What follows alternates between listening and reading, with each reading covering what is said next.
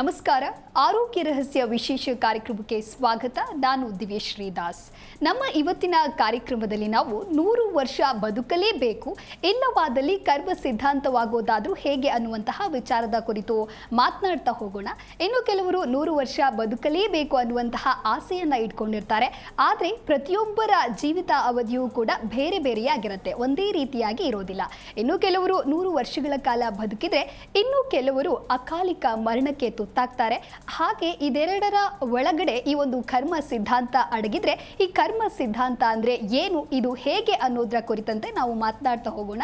ಈ ಕುರಿತು ತಿಳಿಸಿಕೊಡಲು ಶ್ರೀ ಪುರುಷೋತ್ತಮ್ ದೇಶಿ ಗುರುಜಿಯವರು ನಮ್ಮ ಜೊತೆಗಿದ್ದಾರೆ. ಸೊ ಬನ್ನಿ ಅವರನ್ನ ಕಾರ್ಯಕ್ರಮಕ್ಕೆ ವೆಲ್ಕಮ್ ಮಾಡೋಣ. ನಮಸ್ಕಾರ ಗುರುಜಿ, ಕಾರ್ಯಕ್ರಮಕ್ಕೆ ಸ್ವಾಗತ. ನಮಸ್ಕಾರ ಗುರುಜಿ. ಮೊದಲನೇದಾಗಿ ಬಹಳ ವಿಶೇಷವಾಗಿರ್ತಕ್ಕಂತಹ ವಿಚಾರವನ್ನು ಇವತ್ತು ಹೊತ್ತು ತಂದಿದ್ದೀರಿ. ಈ 100 ವರ್ಷ ಬದುಕಲೇಬೇಕು, ಇಲ್ಲವಾದಲ್ಲಿ ಕರ್ಮ ಸಿದ್ಧಾಂತವಾಗೋದಾದರೆ ಹೇಗೆ? ಅಂದರೆ ಈ ವಿಚಾರದಲ್ಲಿಯೇ ಒಂದು ಪ್ರಶ್ನೆ ಇದೆ. ಹಾಗಾಗಿ ಕರ್ಮ ಸಿದ್ಧಾಂತ ಅಂದರೆ ಏನು ಅಂತ ತಿಳಿಸಿಕೊಡೋದಾದರೆ.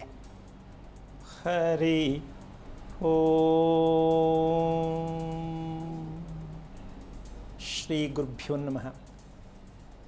ಮನುಷ್ಯನಿಗೆ 400 ವರ್ಷ ಆಯಸ್ಸಿನ ಒಂದು ಶಕ್ತಿ ಇದೆ ಅಂತಕ್ಕಂತಹ ಒಂದು ಇತಿಹಾಸ ಇದೆ. ಎಷ್ಟು? 400 ವರ್ಷ. ಈಗಲೂ ಅಮ್ಮ ಇಲ್ಲ ಅಂತಿಲ್ಲ, 110, 115ವರೆಗೂ ಇರೋದು ನೋಡಿದ್ದೀವಿ ನಾವು. ಹೌದಾ? ಅದೇ ಥರ 15ಕ್ಕೆ ಗ್ಯಾರಂಟಿ ಇಲ್ಲ ಥರನೂ ನೋಡ್ತಾ ಇದ್ದೀವಿ. 115ಕ್ಕಿರುವಂಥವರು ಇದ್ದಾರೆ, 15 ಗ್ಯಾರಂಟಿ ಇಲ್ಲ ಅನ್ನೋರು ಇದ್ದಾರೆ, 15 ದಿನವೂ ಗ್ಯಾರಂಟಿ ಇಲ್ಲ ಅನ್ನೋರು ಇದ್ದಾರೆ. ಈ ತಿಳಿದೇ ಇರತಕ್ಕಂಥದ್ದೇ ಕರ್ಮ ಸಿದ್ಧಾಂತ. ನಾವು ಏನೊಂದು ದೊಡ್ಡ ತಪ್ಪು ಮಾಡ್ಕೊಂಡಿದ್ದೀವಿ ನಮಗೆ ಗೊತ್ತಿಲ್ಲದೆ ಅಂದರೆ, ನಾನು ಏನು ಕರ್ಮ ಮಾಡಿದ್ನೋ ಅಂತ ಮಾತಿಗೆ ಹಲವಾರು ಸಂದರ್ಭಗಳು ಬಳಸ್ತೀವಿ ನಾವು. ಮನುಷ್ಯನಿಗೆ ಭಗವಂತ ಯಾವ ಕಾರಣಕ್ಕೂ ಕರ್ಮ ರಚನೆಯನ್ನು ಮಾಡೋದು ಇಲ್ಲ, ಮಾಡೂ ಇಲ್ಲ, ಅದರ ಅವಶ್ಯಕತೆಯೂ ಇಲ್ಲ. ನಾವು ಅದು ಮಾಡಿದ್ರೆ ತಪ್ಪು, ಇದು ಮಾಡಿದ್ರೆ ಸರಿ, ಈ ಥರ ನಾವು ಬೇಕಾದಷ್ಟು ಸೈಕಲ್ ಹೊಡಿತೀವಲ್ಲಮ್ಮ. ಮೋಸ ಮಾಡಬಾರ್ದು, ಸುಳ್ಳು ಹೇಳಬಾರ್ದು, ಈ ಥರದ ಹಲವಾರು ವಿಚಾರಗಳನ್ನ ನಾವು ಸಂಗ್ರಹ ಮಾಡ್ಕೊಂಡು ಗೂಡೆ ತಲೆ ಮೇಲೆ ಹೊತ್ಕೋತೀವಿ. ಇದು ತಪ್ಪು, ಇದು ಸರಿ, ಇದು ಮಾಡಬಾರ್ದು, ಹಿಂಗಿರಬಾರ್ದು, ಈ ಥರ ಐತೆ. ಇದಕ್ಕೂ ಭಗವಂತನಿಗೂ ಯಾವ ಕಾರಣಕ್ಕೂ ಸಂಬಂಧ ಇಲ್ಲ. ಇಲ್ಲಿ ನಾವು ಹುಟ್ಟಿರೋದು ಕರ್ಮಭೂಮಿಯಲ್ಲಿ. ಕರ್ಮಭೂಮಿಯಲ್ಲಿ ಕರ್ಮವನ್ನು ಮಾಡಿ ಬದುಕು ಅಂತ ಹೇಳಿರ್ತಕ್ಕಂಥದ್ದೇ ಭಗವಂತ ಕಳಿಸಿರೋದು. ಇಲ್ಲ ನೀನು ಬದುಕಲಿಕ್ಕಾಗಲ್ಲ. ಹೌದಲ್ಲ? ಯಾವುದನ್ನು ನೀನು ಹರಿಶ್ಚಂದ್ರನ್ ಥರ ಪಾತ್ರ ಮಾಡಿ ಬದುಕಲಿಕ್ಕಾಗಲ್ಲ. ಆ ಸಂದರ್ಭಕ್ಕನುಸಾರವಾಗಿ, ಹಾಗಂತ ಕೆಟ್ಟದ್ದನ್ನೇ ಮಾಡುವಂಥ ಪ್ರಶ್ನೆ ಅಲ್ಲ, ಸಂದರ್ಭಕ್ಕನುಸಾರವಾಗಿ ನಾವು ಯಾವ ರೀತಿ ಬದುಕೋದಕ್ಕೆ ಒಂದು ಸೂಕ್ತವಾದ ಮಾರ್ಗ ಬೇಕು ಅಂತಕ್ಕಂಥದ್ದಕ್ಕೆ ನಾವು ನಡ್ಕೊಳ್ಳೇಬೇಕು. ಸುಳ್ಳು, ಅಕಸ್ಮಾತ್ ಮೋಸ ಇದೆಲ್ಲ ನಡೆಯುತ್ತೆ. ಕೆಲವರು ಮಾತಾಡ್ತಾ ಹೇಳ್ತಾರೆ, ನಾನು ಸಿಕ್ಕಾಬಟ್ಟೆ ಪೂಜೆ ಮಾಡ್ತೀನಿ, ದೇವಸ್ಥಾನಗಳಿಗೆಲ್ಲ ಹೋಗ್ತೀನಿ, ಯಾರಿಗೂ ಮೋಸ ಮಾಡಲ್ಲ, ನೋಡು ಅವನು ಗಂಧದ ಕಡ್ಡಿ ಹಚ್ಚಲ್ಲ, ದೇವಸ್ಥಾನಕ್ಕೆ ಹೋಗಲ್ಲ, ಎಷ್ಟೊಂದು ಚೆನ್ನಾಗಿದ್ದಾನೆ. ಸೊ ಅಂದರೆ ಏನು ಅರ್ಥ ಆಗಾದ್ರೆ? ಏನೂ ಮಾಡಿಲ್ಲ, ಚೆನ್ನಾಗಿದ್ದಾನೆ. ನಾ ಏನೂ ಮಾಡ್ತಿದ್ರು ಏನೂ ಚೆನ್ನಾಗಾಗಿಲ್ಲ. ಹೀಗಾದರೆ ಆ ಥರ ಸರಿನಾ, ಈ ಥರ ಸರಿನಾ? ಸೊ ಇದೆರಡು ಕ್ವಶನ್ನೇ ಆಯಿತು. ಆದರೆ ಇದರಲ್ಲಿ ನಿಜವಾದ ಸತ್ಯ ಏನು ಅಂತ ಅರ್ಥ ಮಾಡ್ಕೋಬೇಕಾದ್ರೆ ನಾವು ತುಂಬ ಟೈಮ್ ಬೇಕಾಗತ್ತಮ್ಮ. ನಾವೇನು ಮಾಡ್ತಾಯಿದ್ದೀವಿ ಅಂದರೆ, ನಡ್ಕೊಳ್ಳೋ ರೀತಿ ಅಂತಕ್ಕಂತಹ ಒಂದು ವಿಚಾರ, ನಾವು ಯೋಚನೆ ಮಾಡ್ತಕ್ಕಂಥ ರೀತಿ, ನಮಗಿಟ್ಟಿರೋ ಹೆಸರು, ನಮ್ಮ ದೇಹವನ್ನು ನಾವು ಇಟ್ಕೊಂಡಿರ್ತಕ್ಕಂಥ ರೀತಿ, ನಮ್ಮ ಮನಸ್ಸಲ್ಲಿ ಎಷ್ಟು ಮಟ್ಟಕ್ಕೆ ನಾವು ತೊಗೊಂಡು ಹೋಗ್ತಾ ಇದ್ದೀವಿ ಅಂತಕ್ಕಂಥ ವಿಚಾರ, ಇದೆಲ್ಲವನ್ನು ನಾವು ಬಳಸೋಕ್ಕಾಗದೆ ಗೊತ್ತಿರತಕ್ಕಂಥದ್ದೇ ಕರ್ಮ ಸಿದ್ಧಾಂತ. ದೇಹವನ್ನು ನೋಡ್ಕೊಳ್ಳೋಕ್ಕೆ ನಮ್ಮ ಕೈಲಿ ಗೊತ್ತಾಗಿಲ್ಲ, ನಾವು ಅನ್ಕೋತೀವಿ ಇದನ್ನು ತಿಂದರೆ ಚೆನ್ನಾಗಿರ್ತೀನಿ, ಈ ಥರ ಇದ್ದರೆ ನಮ್ಮ ಮನಸ್ಸು ಚೆನ್ನಾಗಿರುತ್ತೆ. ಇದೆಲ್ಲವೂ ತಿಳ್ಕೊಂಡು ಮಾಡ್ಕೊಳ್ತಾರ ಗೋಜಲು ಏನಾಗ್ತದೆ, ನಮ್ಮ ಮನಸ್ಸು ಸುತ್ತಾಕೋತಾ ಇದೆ. ಇದೆಲ್ಲ ನಮ್ಮದೇ ಪ್ರಯತ್ನ, ಭಗವಂತಂದಲ್ಲ. ಹೌದಲ್ಲ? ಪ್ಲ್ಯಾನ್ ನಮ್ಮದು. ಈ ಪ್ಲ್ಯಾನ್ಗೂ ಭಗವಂತನಿಗೂ ಸಂಬಂಧ ಇಲ್ಲ. ಈಗ ಅರ್ಥ ಆಗ್ತಾ ಇದೆಯಲ್ಲ? ಸೊ ಈಗ ಹಾಗಾದರೆ ನಮ್ಮ ಕರ್ಮ ಯಾವುದು ಹಾಗಾದ್ರೆ ಇಲ್ಲಿ ಅಂತಕ್ಕಂಥದ್ದು ಈ ದಿನದ ಪ್ರಶ್ನೆ. ಈ ರಹಸ್ಯಕ್ಕೆ ಕಾರಣಕರ್ತನಾಗಿರ್ತಕ್ಕಂತಹ ಶ್ರೀಮನ್ನಾರಾಯಣನ ಪಾದ ಕಮಲಗಳಿಗೆ ಕೋಟಿ ಕೋಟಿ ನಮನಗಳನ್ನ ಅರ್ಪಣೆಯನ್ನು ಮಾಡಿ, ನಮ್ಮ ಕರ್ಮ ಆದರೂ ಯಾವುದು ಅಂತಕ್ಕಂಥ ಪ್ರಶ್ನೆಗೆ ಉತ್ತರವನ್ನು ಕೊಡಬೇಕಾಗತ್ತೆ. ಇದಕ್ಕೆ ಪೂರಕವಾಗಿ ಒಂದು ಉದಾಹರಣೆಯನ್ನು ಹೇಳಬೇಕಾಗತ್ತೆ. ಏನು? ಭಗವಂತ ಅಂತಕ್ಕಂಥದ್ದು, ದೇವರು ಅಂತಕ್ಕಂಥ ನಂಬಿದ್ದೀವಿ, ಅದರ ಮೇಲೆ ನಾವು ಡಿಪೆಂಡ್ ಆಗಿ ಹೋಗ್ತಾ ಇದ್ದೀವಿ. ಈಗ ಮಲ್ಲಿಗೆ ಹೂವು ಅದರ ಸೀಸನಲ್ಲೇ ಬರೋದು, ಹೌದಾ? ಮಾವಿನ ಹಣ್ಣು ಹಲಸಿನ ಹಣ್ಣು ಪ್ರಕೃತಿಗೆ ಹೋಲಿಕೆ ಮಾಡ್ಕೋಬೇಕಲ್ಲ. ಹೌದು. ಪ್ರಕೃತಿಗನುಸಾರವಾಗಿ ಆಯಾ ಋತುಗಳಿಗನುಸಾರವಾಗಿ ನಮ್ಗೆ ಏನು ಫಲ ಸಿಗಬೇಕು ಅದು ಸಿಕ್ಕತ್ತೆ. ಸಿಗತ್ತೆ. ನಮಗೆ ಬೇಕಾದಾಗ ನಾವು ಏನೇ ಲಾಗ ಹಾಕಿದ್ರೂ ನಮ್ಗದು ಸಿಕ್ಕಲ್ಲ. ಹೌದಾ? ಹೌದು. ಈಗ ಪ್ರಕೃತಿಯಿಂದ ನಾವು ಬದುಕ್ತಾ ಇದ್ದೀವಿ, ಆ ಪ್ರಕೃತಿ ದೇವರು ಅಂತ ಒಪ್ಕೊಂಡಿದ್ದೀವಿ. ಹೌದು ತಾನೇ? ನಾವು ಪ್ರಕೃತಿಗನುಸಾರವಾಗಿ ಬದುಕಬೇಕಾ ಬೇಡವಾ? ಎಲ್ಲಿ ಬದುಕ್ತಾ ಇದ್ದೀವಿ ಅಂತ ಇವತ್ತು ವಿಷಯ ಹೇಳೋಣ. ಈಗ ವರ್ಷದಲ್ಲಿ ಇರ್ತಕ್ಕಂಥ 12 ತಿಂಗಳು, ಈ 12 ತಿಂಗಳಲ್ಲಿ ವೀಕ್ಷಕರು ಈ ವಿಚಾರವನ್ನು ಅರ್ಥ ಮಾಡ್ಕೊಳ್ತಕ್ಕಂಥದ್ದು ತುಂಬ ಎಚ್ಚರಿಕೆಯ ವಿಚಾರದನ್ನು ಅರ್ಥ ಮಾಡ್ಕೋಬೇಕು. ಯಾಕೆಂದರೆ ನಾವು ಏನೋ ತಿಳ್ಕೊಂಬಿಡ್ತೀವಿ, ಏನೋ ಕೇಳ್ಬಿಟ್ಟು ಒಳ್ಳೆಯದಾಗ್ಬಿಡುತ್ತೆ. ಅಲ್ಲ, ನಮ್ಮಲ್ಲಿರುವಂತಹ ವಿಚಾರಗಳನ್ನು ನಾವು ತಿಳ್ಕೊಳ್ತಕ್ಕಂಥದ್ದೇ ಅನ್ನೋದೇ ವಿಚಾರವನ್ನು ಹೇಳ್ತಾ ಹೋಗ್ತೀನಿ. ದಯವಿಟ್ಟು ಪ್ರತಿಯೊಬ್ಬರು ಕೂಡ ಅರ್ಥ ಮಾಡ್ಕೊಳ್ಳಿ. ಬೇಜಾರು ಮಾಡ್ಕೊಂಡು ಹೆದರ್ಕೊಳ್ಳೋ ಪ್ರಶ್ನೆ ಬೇಡ. ಹೊಸ ವಿಚಾರನೇ ಅದು, ನಿಮಗೆ ತಿಳ್ಕೊಳ್ಳೋವರೆಗೂ ಹೊಸದೇ. ತಿಳ್ಕೊಂಡ್ಮೇಲೆ ಇದು ಗೊತ್ತಿತ್ತು ಅಂತ ಅನ್ಕೋತೀವಿ. ಹಾಗೆ ವಿಷಯ ಆರೋಗ್ಯ ರಹಸ್ಯದ ಕಾರ್ಯಕ್ರಮ ಏನು ಅಂದರೆ, ಅರಿಯದೇ ಇರುವ ವಿಚಾರಗಳೇ ಆರೋಗ್ಯ ರಹಸ್ಯವೇ ಹೊರತು ಕೇಳಿರುವಂಥ ವಿಚಾರ ಯಾವ ಕಾರಣಕ್ಕೂ ಸಾಧ್ಯನೇ ಇಲ್ಲ. ಕಾರಣ ಅದೆಲ್ಲ ಹೇಳ್ತಾ ಇದ್ದಾರೆ, ಎಲ್ಲ ಕೇಳ್ತಾ ಇದ್ದೀವಿ, ಆದರೆ ನಾವು ಅದನ್ನು ಯಾವ ಮಟ್ಟಕ್ಕೆ ಅನುಭವಿಸ್ತಾ ಇದ್ದೀವಿ ಅಂತ ಇನ್ನೂ ಅರ್ಥ ಆಗಿಲ್ಲ. ಅಂದರೆ ಆರೋಗ್ಯ ರಹಸ್ಯ ಕಾರ್ಯಕ್ರಮವನ್ನು ಅರ್ಥ ಮಾಡ್ಕೋಬೇಕು ಅಂತಕ್ಕಂಥ ಈ ಮೂಲಕ ಹೇಳೋಕ್ಕೆ ಇಷ್ಟಪಡ್ತೀನಿ. ಸ್ವಲ್ಪ ಕಷ್ಟ, ಹರಗಿಸ್ಕೊಳ್ಳೋದು ಕಷ್ಟ, ಅರ್ಥ ಮಾಡ್ಕೊಳ್ಳೋದು ಕಷ್ಟ. ಹಾಗಂತ ಕಷ್ಟ ಅಂತ ನಾವು ಬಿಡೋ ಹಾಗಿಲ್ಲ. ಕಷ್ಟದಲ್ಲೇ ಬದುಕ್ತಾ ಇದ್ದೀವಿ, ಕಷ್ಟನೇ ಎದುರಿಸ್ತಾ ಇದ್ದೀವಿ. ನಮ್ಮ ಬದುಕೋಸ್ಕರವಾಗಿ ಕಷ್ಟ ಯಾಕೆ ಅನ್ಕೋಬೇಕು ನಾವು? ಅದನ್ನೇ ಒಂದು ಸುಖ, ಅದೇ ಒಂದು ನಾವು ಕಟ್ತಾ ಇರ್ತಕ್ಕಂಥ ಭಗವಂತ ಕೊಟ್ಟಿರ್ತಕ್ಕಂಥ ನಮ್ಮೊಂದು ಪರೀಕ್ಷೆ. ಪಾಸ್ ಆಗಬೇಕಲ್ಲಮ್ಮ, ಪರೀಕ್ಷೆ ಕಟ್ಟಲೇಬೇಕಲ್ಲ, ಅದಕ್ಕೆ ತಕ್ಕಂತೆ ಓದಲೇಬೇಕಲ್ಲ. ಹಾಗೆ ಭಗವಂತನ ಪರೀಕ್ಷೆ ಇದು. ನಮ್ಮ ಕಷ್ಟ ಸಮಸ್ಯೆ ಅನ್ನೋದು ಭಗವಂತನ ಪರೀಕ್ಷೆ ಅಂದ್ಕೊಂಡು ಖುಷಿ ಪಡಬೇಕಾಗತ್ತೆ. ಈಗ 6 ತಿಂಗಳು 2 ಭಾಗ ಅಂದರೆ 12 ತಿಂಗಳ 2 ಭಾಗ ಮಾಡ್ತೀವಿ. ಇದರಲ್ಲಿ ನಾವು ಪ್ರಕೃತಿಗನುಸಾರವಾಗಿಯೇ ನಾವು ಮದುವೆ ಮಾಡ್ಕೋಬೇಕು. ಮಾಡ್ಕೋತಾ ಇದ್ದೀವಾ? 12 ತಿಂಗಳು ಮದುವೆ ನಡೀತಾನೇ ಇದೆ, ಇವತ್ತೊಂದಲ್ಲ ಇದು. ಹೌದಾ? ಈಗ ಪ್ರಕೃತಿಯನ್ನು ನಾವೇನು ಮಾಡ್ದೋ, ದೂರ ಹಾಕ್ದೋ. ಏನದು, ಯಾಕೆ ತಗೋಬೇಕು ಈ ಮದುವೆ ಮಾಡೋದಕ್ಕೂ ಪ್ರಕೃತಿ ಯಾಕೆ ತಗೋಬೇಕು ಅಂತಕ್ಕಂಥದ್ದು. ಇಲ್ಲಿ ನಾವು ಮಗು ಹುಟ್ಟಿದಾಗ ಈಗಲೂ ನಾವು ಇಲ್ಲಿ ಬಳಸ್ತಾ ಇದ್ದೀವಿ ವಾರ, ತಿಥಿ, ನಕ್ಷತ್ರ, ಯೋಗ, ಕರಣ, ಪಂಚಾಂಗದ ರಹಸ್ಯ. ಇದು ತಿಳ್ಕೊಂಡಿದ್ದೀವಿ ನಾವು. 5 ಅಂಗಗಳು, ಪಂಚ ಅಂಗ, 5 ಅಂಗಗಳು ಅಂತ ಹೇಳ್ತಾ ಇದ್ದೀವಿ ಹೊರತು ಅದನ್ನು ಓಪನ್ ಮಾಡಿಲ್ಲ ಇನ್ನೂ. ಇದೇ ನಮ್ಮ ಅಧರ್ಮವಾಗಿರೋದು. ಪಂಚಾಂಗ ಅಂತ ಬಾಯಲ್ಲಿ ಹೇಳ್ತೀವಿ, ಪೂಜಿಸ್ಬೇಕು ಅಂತ ಹೇಳ್ತೀವಿ, ಅದರ ಅರ್ಥನೇ ಸರಿಯಾಗಿ ತಿಳ್ಕೊಂಡಿಲ್ಲ, ಅದ್ರ ಹಿಂದೆ ಬೇಳಕ್ಕೆ ಹೋಗ್ತಾ ಇದ್ದೀವಿ. ಇದು ನಮಗೆ ಅಧರ್ಮವಾಗಿ ಕಾಡ್ತಾ ಇದೆ, ನಮ್ಮನ್ನು ಗೊತ್ತಿಲ್ಲದೆ. ಧರ್ಮ ಅಂತ ನಾವು ಅಂದ್ಕೊಂಡಿದ್ದೀವಿ, ಅಧರ್ಮವಾಗಿ ನಮ್ಮನ್ನು ಕಾಡಿಸ್ತಾ ಇದೆ. ಯಾಕೆ ಅಂದರೆ ಇದು ಹೇಳೋರು ತಪ್ಪ ಕೇಳೋರು ತಪ್ಪ ಡಿಸೈಡ್ ಅವರೇ ಮಾಡ್ಕೊಳ್ಳಿ. ಏನಾಗಾದರೆ ನಾವು ಮಾಡ್ತಾ ಇರ್ತಕ್ಕಂಥ ತಪ್ಪು, ಈ 5 ಭಾಗಗಳನ್ನು ಯಾವುದೇ ವಿಚಾರದಲ್ಲಿ ನಾವು ಬಳಸ್ತೀವ ಸ್ವಲ್ಪ ಯೋಚನೆ ಮಾಡಮ್ಮ. ನಿನ್ನ ಹೆಸರೇನು ಅಂತ ಕೇಳ್ತಾರೆ, ಓಕೆ, ಅಲ್ಲಿ ಮುಗೀತು. ಇನ್ನು ಸ್ವಲ್ಪ ಶಾಸ್ತ್ರಕ್ಕನುಸಾರವಾಗಿ ಹೋದಾಗ ಏನು ಕೇಳ್ತಾರೆ, ನಕ್ಷತ್ರ ಏನು ಅಂತ ಕೇಳ್ತಾರೆ, ಮುಗೀತಾ ಅಲ್ಲಿಗೆ. ಇನ್ನು ಮುಂದಕ್ಕೆ ಹೋಗಲ್ಲ ನಾವು, 2. ಈಗ ಪಂಚಾಂಗ ಅಂತ ಹೇಳೋ ನಾವು ಇನ್ನು 3 ಎಲ್ಲಿಗೆ ಬಿಡೋದು? ಈಗ 5 ತಗೋಬೇಕಲ್ಲ. ಬೆಳಿಗ್ಗೆ ಎದ್ದ ತಕ್ಷಣ ನಾವು 5ಕ್ಕೂ ಪ್ರಾಯಶ್ಚಿತ್ತ ಸಂಕಲ್ಪ ತಿಳ್ಕೊಳ್ಳೇಬೇಕು. ತಿಥಿ, ಈಗ ಎಷ್ಟೋ ಜನ ಇವಾಗ ಸುಮಾರು ಜನ ಕಲ್ತ್ಕೊಂಡ್ಬಿಟ್ಟಿದ್ದಾರೆ. ನಾನು ಈ ತಿಥಿಲಿ ಯಾಕೆ ಕೊಡ್ದೆ, ನಾನು ಎಷ್ಟೊತ್ತಲ್ಲಿ ಯಾಕೆ ಕೊಡ್ದೆ ಕೇಳಕ್ಕೆ ಶುರು ಆಗಿದ್ದಾರೆ. ಇದು ಒಂದು ಕ್ರಿಯೇಟಿವಿಟಿ, ಇದು ಬರಬೇಕಿದು. ಆ ರೀತಿ ಆಗಿರಬೇಕಾದ್ರೆ 5 ಅಂಗಗಳನ್ನು ನಾವು ಬಳಸ್ತಾ ಇದ್ದೀವ ಎಲ್ಲಾದರೂ ಆಗಲಿ? ಇಲ್ಲ, ನಾವು ಬಳಸೋದು ಒಂದೇ ನಕ್ಷತ್ರ.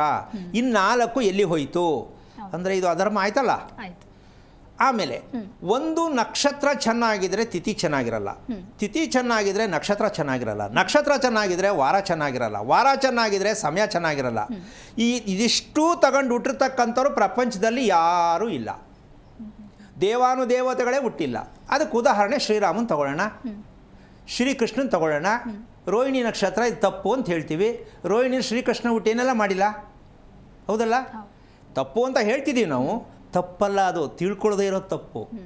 ಪ್ರತಿ ನಕ್ಷತ್ರ ತಪ್ಪು ಯಾವುದೂ ಇಲ್ಲ, ನಾವು ತಿಳ್ಕೊಳ್ಳದೆ ಹೋಗ್ತಾ ಇರೋ ರಸ್ತೆ ತಪ್ಪು. ಶ್ರೀಕೃಷ್ಣ ಹುಟ್ಟಿರ್ತಕ್ಕಂಥ ನಕ್ಷತ್ರ ಆ ತಪ್ಪಾಗಿದ್ದರೆ ಅಷ್ಟು ಹೆಸರುವಾಸಿಯಾಗಿರ್ತಕ್ಕಂಥ ನಾವು ಇವತ್ತಿನವರೆಗೂ ನಾವು ಕಾಪಾಡ್ತಾ ಇರ್ತಕ್ಕಂಥ ಶ್ರೀಕೃಷ್ಣ ವಿಚಾರನೇ ನಾವು ಮಾತಾಡ್ತೇವೆ. ರಾಮಕೃಷ್ಣ ಬಿಟ್ಟರೆ ಬೇರೆ ವಿಚಾರ ಇಲ್ಲವೇ ಇಲ್ಲ ನಮಗೆ. ಶ್ರೀರಾಮ ಹುಟ್ಟಿರೋದು ಪುನರ್ವಸು ನಕ್ಷತ್ರ, ಅದಲ್ಲಿ ಹುಟ್ಟರೆ ರಕ್ತ ಚೆನ್ನಾಗಿರಲ್ಲ ಅಂತ ಹೇಳ್ತೀವಿ. ಈ ಭಾಗಕ್ಕೆ ಬಂದರೆ ಅವರೆಷ್ಟು ದಷ್ಟಪುಷ್ಟವಾಗಿರ್ತಕ್ಕಂತಹ ಚಂದವಾಗಿರ್ತಕ್ಕಂಥ ವ್ಯಕ್ತಿ ಶ್ರೀರಾಮನೇ. ಹೌದಾ? ಯಾವುದ್ರೂ ಕಡಿಮೆ ಇಲ್ಲ. ಅಂದ ಮೇಲೆ ಈ ನಕ್ಷತ್ರಗಳಿಗೆ ಏನಕ್ಕೆ ನಾವು ಹೆದರ್ಕೋತಾ ಇದ್ದೀವಿ? ಹೌದು. ಹೆದರ್ಬೇಕೇನಮ್ಮ? ಹೆದರ್ಕೊಂಡೇ ಕೂತ್ಬಿಟ್ಟಿದ್ದೀವಲ್ಲ ನಾವು. ಯಾಕೆ ಅಂದರೆ ಈ ಮ್ಯಾಥಮೆಟಿಕ್ಸ್ ಮಾಡ್ತಾರೆ ಕೆಲವರು ಅಂದರೆ ಮಾಡ್ತಾ ಇರೋದೇ ಅದು. ಈ ನಕ್ಷತ್ರ ಸರಿ, ಈ ನಕ್ಷತ್ರ ಸರಿ ಇಲ್ಲ, ಇದು ತುಂಬ ಅಧರ್ಮವಾಗಿ ನಾವು ನಡ್ಕೋತಾ ಇದ್ದೀವಿ. ಆದರೆ ಇದನ್ನು ಹೇಳ್ತಕ್ಕಂಥದ್ದು ಕೇಳ್ತಕ್ಕಂಥದ್ದು ನೀವು ಅರ್ಥ ಮಾಡಿಕೊಂಡ್ರೆ ಮಾತ್ರ ಕಾರ್ಯಕ್ರಮ ನೋಡ್ತಾ ನಿಮ್ಗೆ ಅರ್ಥ ಆಗುತ್ತೆ. ಒಂದೇ ದಿನಕ್ಕೆ ಪೂರ್ತಿ ಹೇಳಲಿಕ್ಕಾಗಲ್ಲ. ಇವತ್ತು 6ನೇ ತಿಂಗಳಿಂದ 12ನೇ ತಿಂಗಳವರೆಗೂ ಚಳಿಗಾಲ ಅಂತಕ್ಕಂಥ ಒಂದು ಲೆಕ್ಕಾಚಾರ ಇರುತ್ತೆ. ಈಗ 1 ರಿಂದ 6 ಸ್ವಲ್ಪ ಬೇಸಿಗೆ ಬಿಸಿಲಿನಲ್ಲಿ ಇರ್ತದೆ. ಹೌದಾ? ಅದು ಸರಳವಾಗಿ ಹೇಳ್ತಾ ಇರ್ತಕ್ಕಂಥದ್ದು. ಜೀರ್ಣಕ್ರಿಯೆ ಚಳಿಗಾಲದಲ್ಲಿ ಇರತಕ್ಕಂಥ ಜೀರ್ಣಕ್ರಿಯೆ ಬೇಸಿಗೆ ಕಾಲದಲ್ಲಿ ಇರಲ್ಲ. ಒಪ್ಕೋಬೋದಲ್ಲ? ಚಳಿಯಲ್ಲಿ ಸಿಕ್ಕಾಪಟ್ಟೆ ತಿನ್ನಬೇಕು ಅನ್ಸುತ್ತೆ, ಬೇಸಿಗೆಯಲ್ಲಿ ಇವಾಗ ತಿನ್ನೋಕ್ಕಾಗಲ್ಲ. ಹೌದಾ? ಈಗ ಪ್ರಕೃತಿಗನುಸಾರವಾಗಿ ನಮ್ಮ ದೇಹ ಕೇಳ್ತಾ ಇದೆ, ನನಗಿದು ಬೇಕು, ಸ್ವಲ್ಪ ಲೈಟಾಗಿರೋದು ಕೊಟ್ಬಿಡಿಯಪ್ಪ, ಜ್ಯೂಸೋ ಏನಾದ್ರು ಕೊಟ್ಬಿಡಿ, ಫ್ರೂಟ್ ಜ್ಯೂಸ್ ಸಾಕು. ಹೌದಾ? ಇದು ದೇಹ ಕೇಳ್ತಾ ಇದೆ, ಇದು ಪ್ರಕೃತಿ. ಅದೇನಾದ್ರು ಕೇಳಲಿ, ನಾನು ತಿನ್ನೋದೇ ಇದು. ಯಾವಾಗಲೂ 4 ಇಡ್ಲಿ ತಿಂತಿದ್ದೆ, 4 ಇಡ್ಲಿನೇ ತಿನ್ನೋದು ಅಲ್ಲ. ಚಳಿಗಾಲದಲ್ಲಿ ಎಷ್ಟು ತಿನ್ನಬೇಕು, ಬೇಸಿಗೆಕಾಲದಲ್ಲಿ ಎಷ್ಟು ತಿನ್ನಬೇಕು ಅಂತ ನಾವು ಮ್ಯಾಥಮೆಟಿಕ್ಸ್ ಮಾಡಲೇ ಇಲ್ಲ. ಹೌದಲ್ಲ?